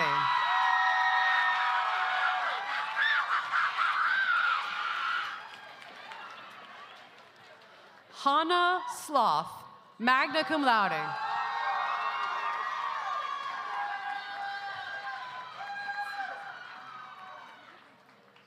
Madeline Daly Speed, summa cum laude.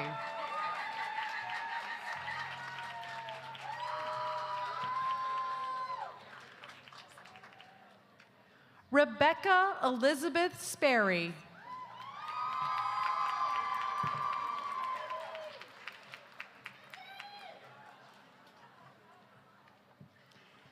Cameron Iree Georgiana Thomas.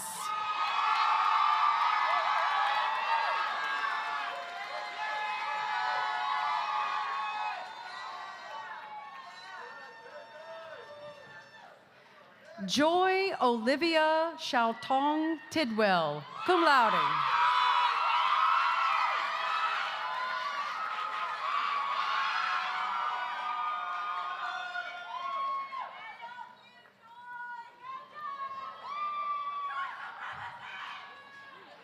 Destiny Tayane Tonye Tisdale, summa cum laude.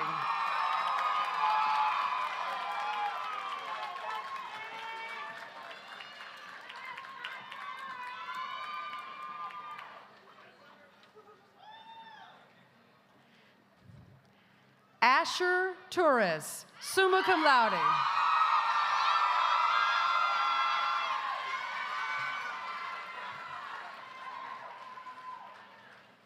Valentina Pearl Turner.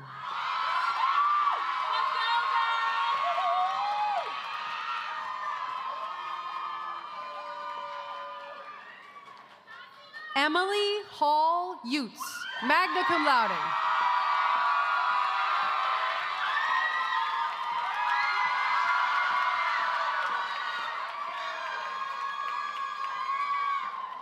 Noni Amina Vaughn.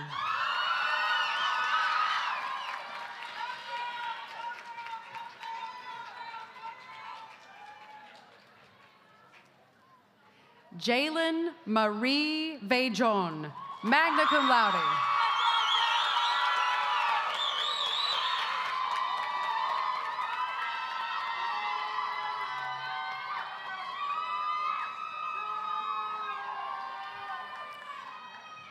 Grace E.R. Walker, magna cum laude.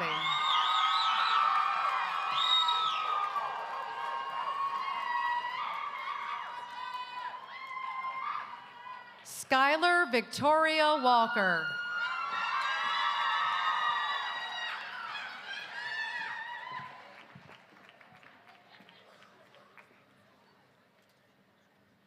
Peyton Weems West.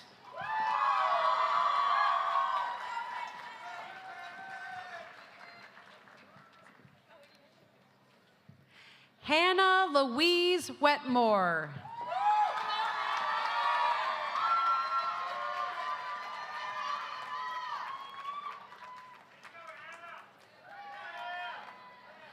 Lady Raja Anise White, cum laude.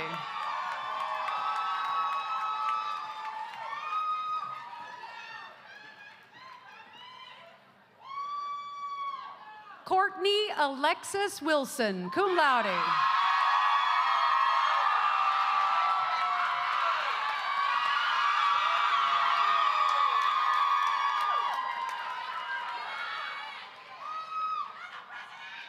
Joey N. Wilson.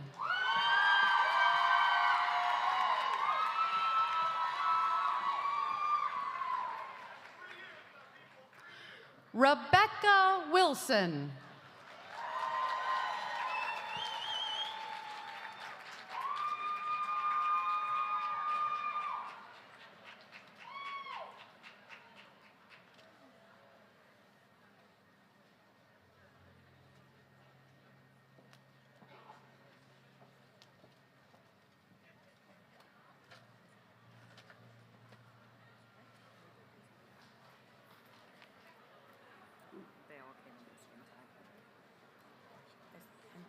Science? We did the bachelor's. I just think I gave degrees to a bunch of our, not it's tough. All right. So let's have them stand.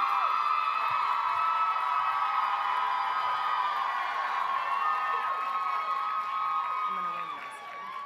Sorry? Will the members of the class of 2024 receiving the Bachelor of Science please stand?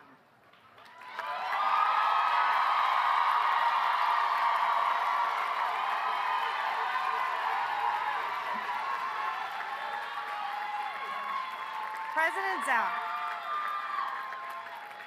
Upon the approval of the faculty of Agnes Scott College, I present the members of the class of 2024 whose attainments in this college entitle them to the degree of Bachelor of Science. On the recommendation of the faculty and by the authority invested in me by the Board of Trustees of Agnes Scott College, I hereby confer upon those candidates whose names were read here the degree of Bachelors of Science with all the rights, honors, and privileges pertaining thereto. Congratulations.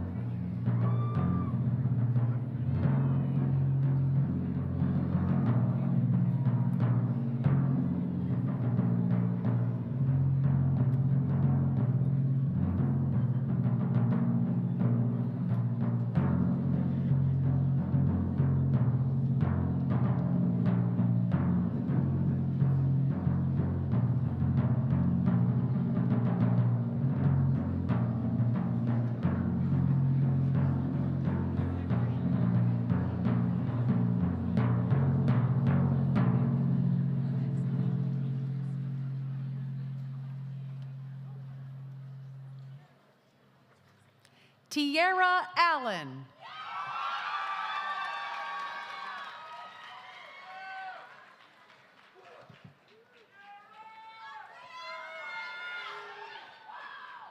Amanda Assay.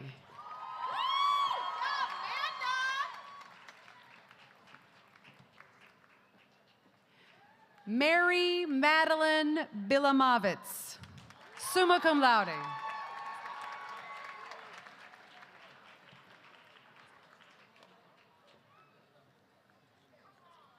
Deborah Amarie Price Brooks.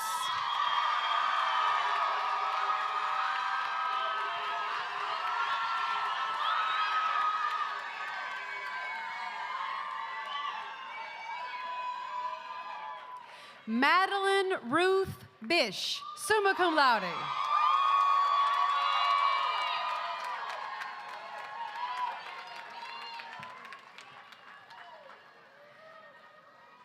Nesreen Shaban, summa cum laude.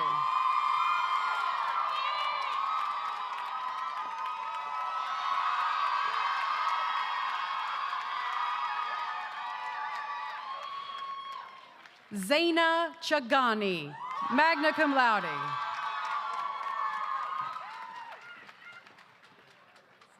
Maud Irene Chapeau, cum laude.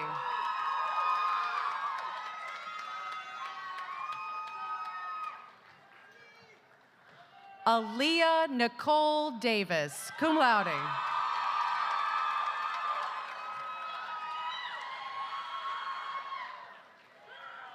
Diana Elazori.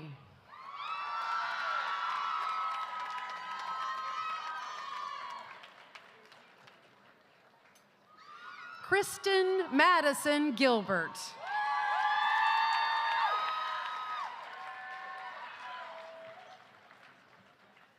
Ashia Gillette, magna cum laude.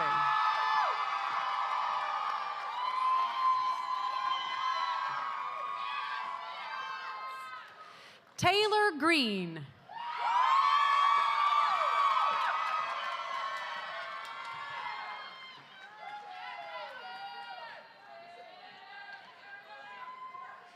Jasmine Renee Green.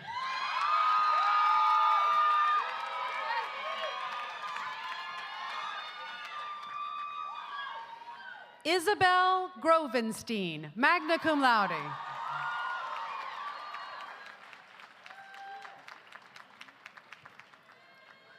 Roisin Maria Hagel.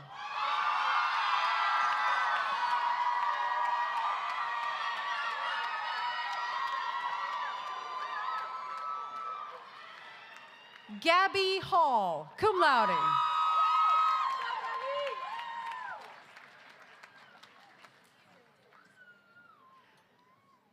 Maya Amira Hassan, cum laude.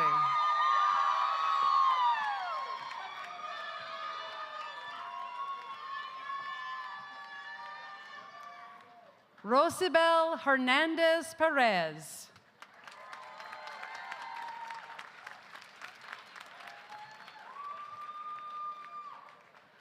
Olivia Ogechi Ibe, cum laude.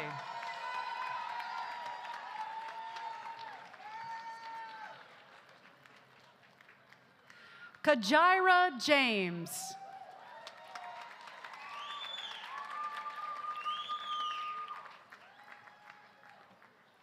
Kayla Ayana Jones, magna cum laude.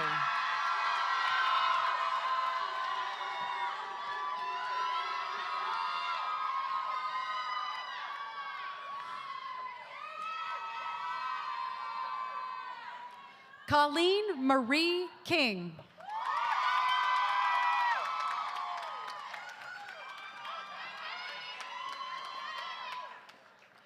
Grace Crum, summa cum laude.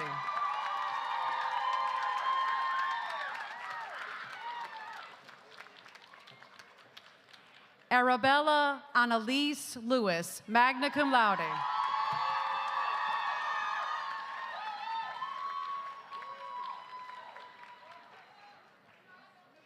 Faith Faith Vanaya Lockhart.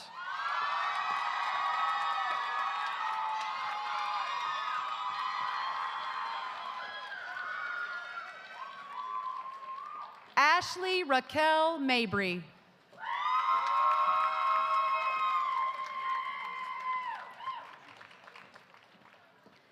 Isabel Talent Masawi, magna cum laude.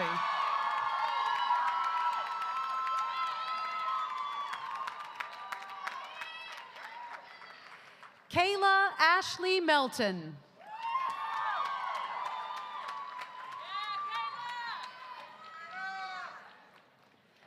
Jada Sabah Milner.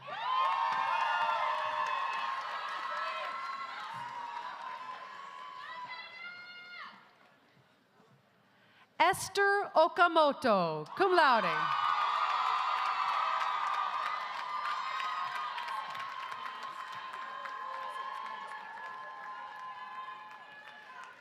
Jaden Misty Patterson.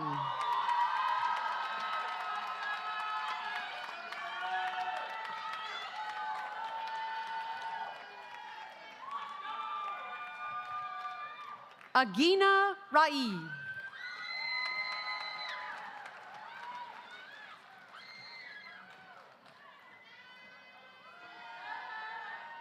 Surmila Rai.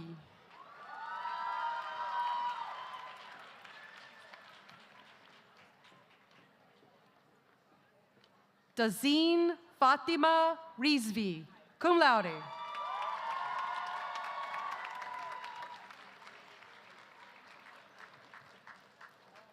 Isabella Jane Schneider.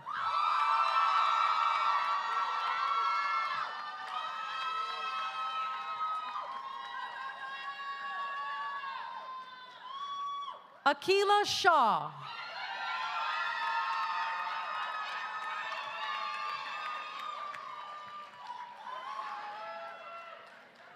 Dorothy J. Sherwin.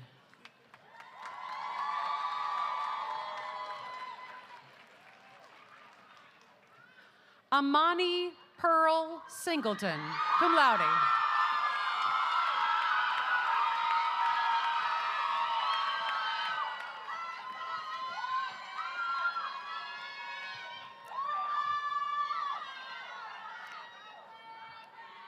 Callie A. Taylor.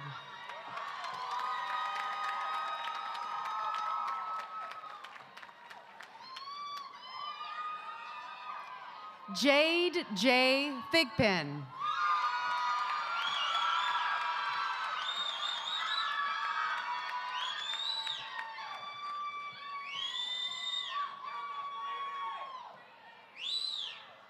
Katiuska Toral Castillo.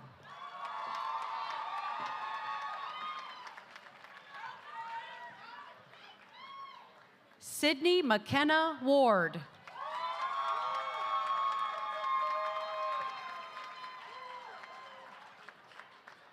Ayana Michaela Susie Williams.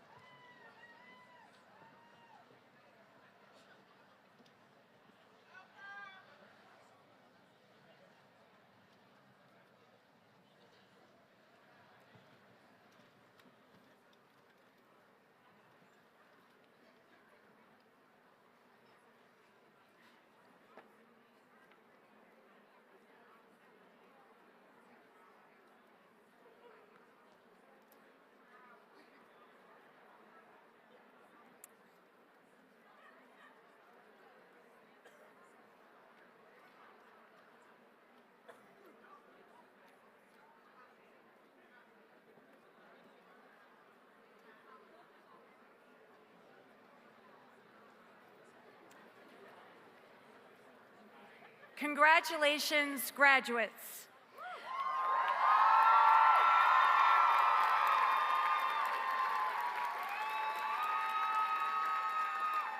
Please switch the tassel on your mortarboard from the right side to the left.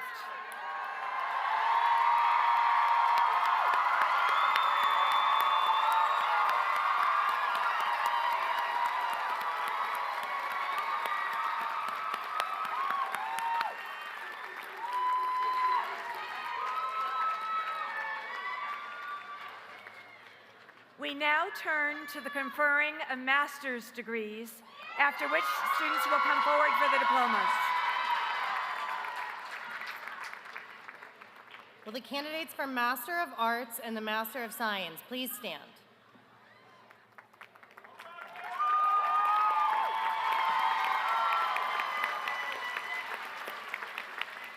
President Zach, upon the approval of the faculty of Agnes Scott College, I present the candidates for the degrees of Master of Arts and Master of Science, whose attainments in this college entitle them to those degrees.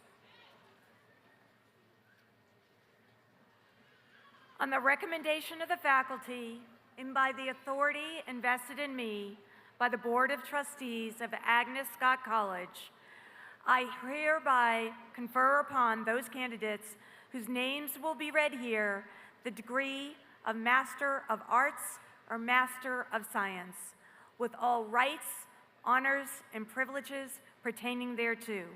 Congratulations to our master's graduates.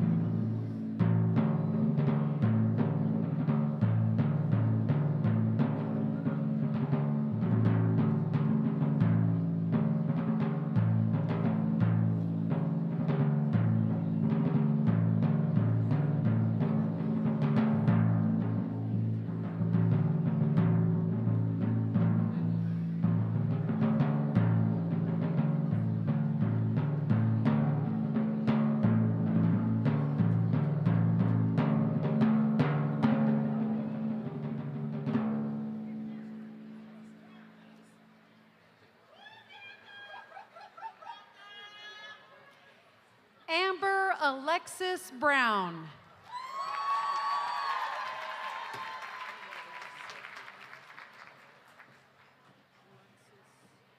Bianca Jeancro Campbell.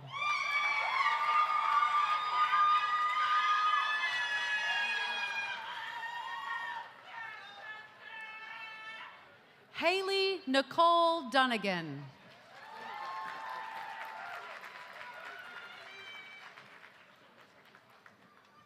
Zamira Glorielle Griffin.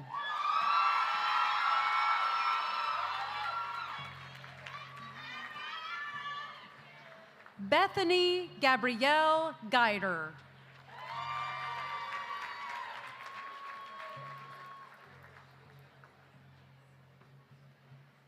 Eugenie Hale.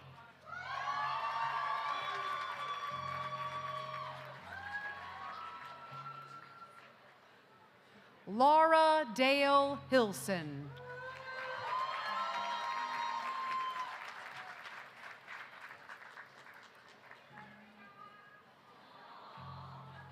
Taylor Jasko.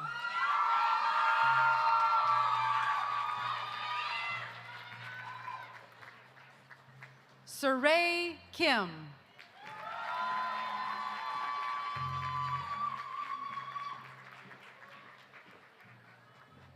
Margaret Landers.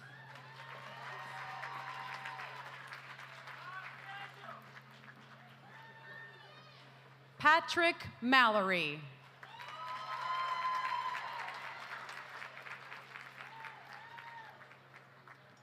Nijah Janan Sabir.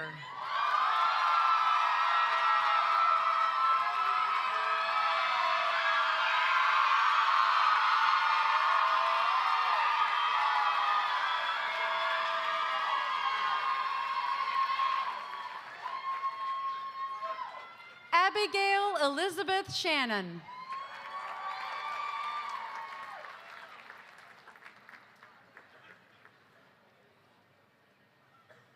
Lynette A. Shaw.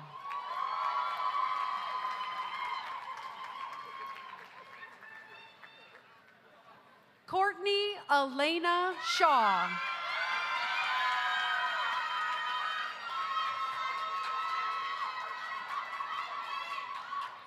Shell Spiegel.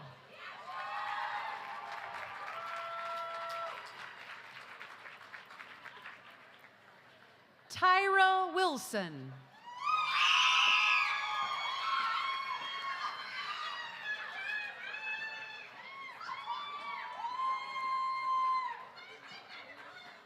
Anna Kirsten Young.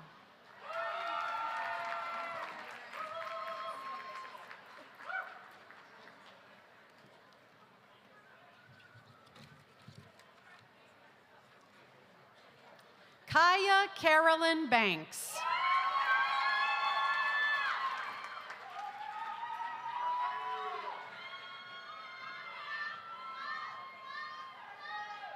Tanaya Diari Bartley.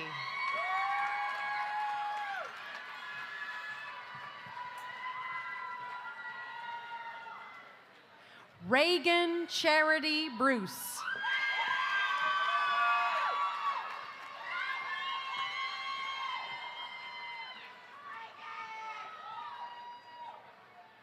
Abigail Elmura Donistor.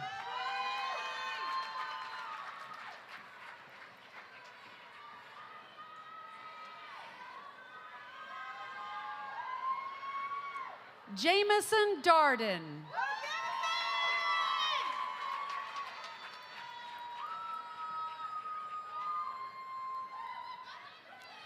Leah Alexis Dixon.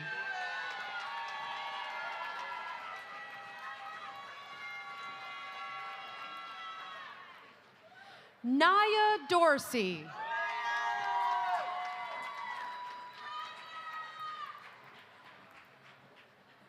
Selena Gertis.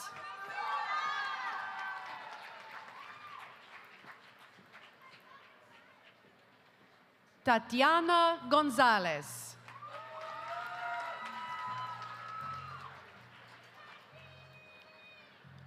Carlandria Rose Clarnicia Harris.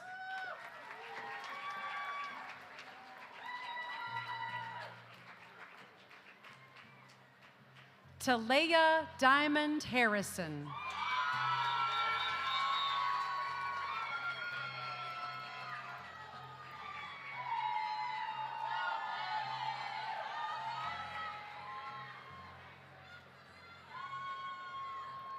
Kobe McConico.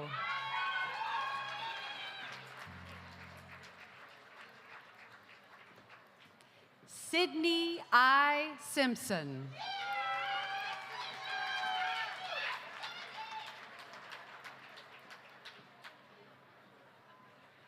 Kiera Jalise Singleton.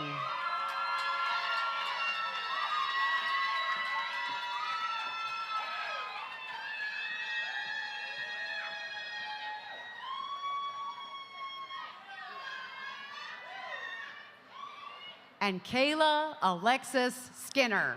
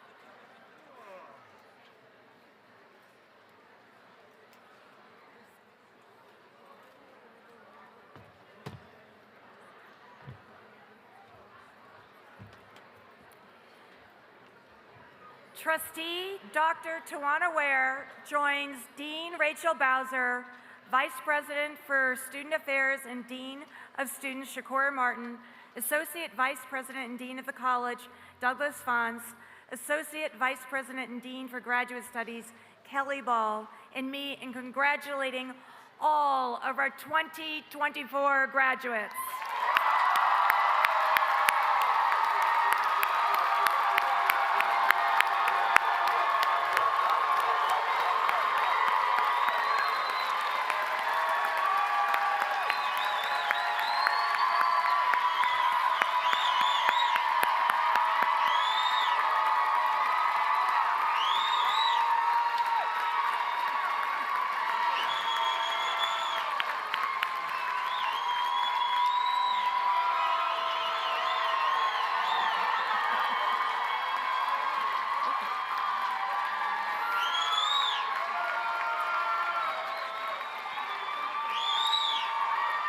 Okay.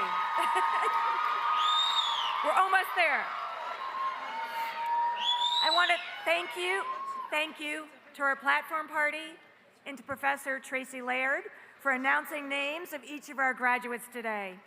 Thank you, Tracy.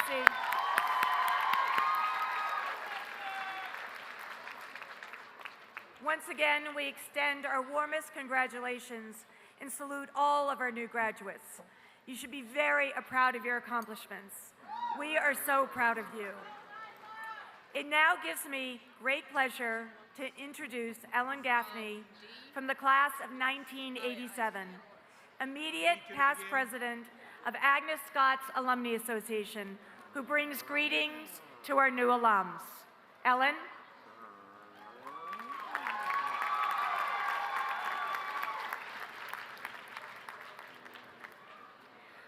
On behalf of the Agnes Scott Alumni Association and the thousands of Scotties all over the world, it is my pleasure to offer you congratulations and welcome you into the ranks of our vast alumni network.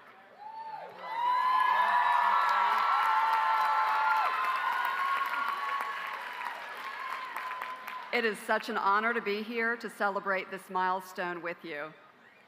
37 years ago, I sat where you are today. I am proud of my education and this institution's commitment to developing leaders in a complex world. I found my voice at Agnes, but I did not do it on my own. I had faculty, friends, and family members supporting me along the way. I want you to know that you are part of a supportive network that will always be in your corner, and I invite you to take advantage of that network to which you now belong. I personally appreciate the ability to lean on and learn from fellow alums in the alumni community. After receiving my diploma, I could have walked away, but instead I chose to give back, to stay involved. And I can promise you that the return for me has greatly exceeded anything that I have given. 2 years ago, I was present at your sophomore ring ceremony, and I was really moved by your excitement to receive your rings. So I want to invite you to look at your rings right now.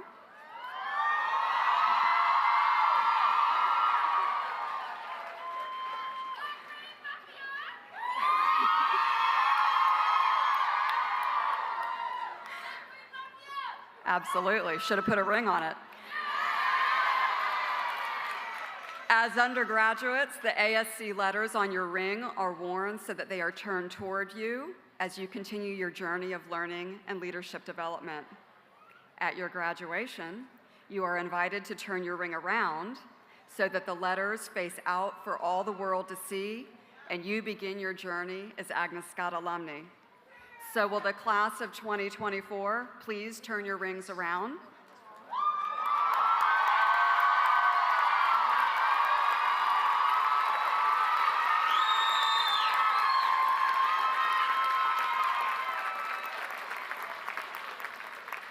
I encourage you to wear your rings with pride and with the responsibility that comes with being an Agnes Scott alum, to think deeply, to live honorably, and to engage the social and intellectual challenges of our times.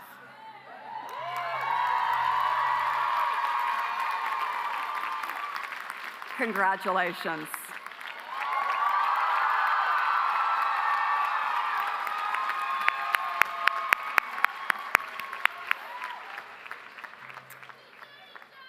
Thank you, Ellen, for those welcoming messages to our graduates.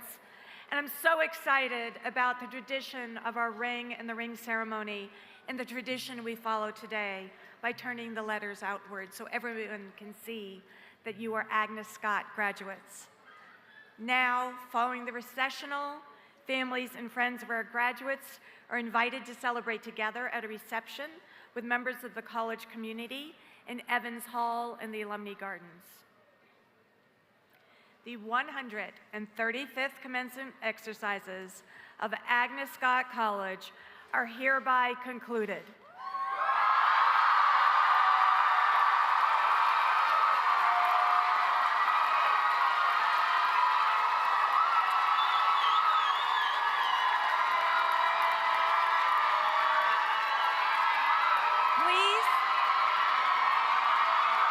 Please stand.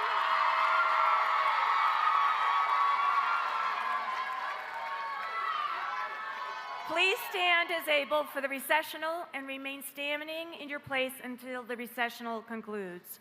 You will be then directed by ushers. Thank you so much.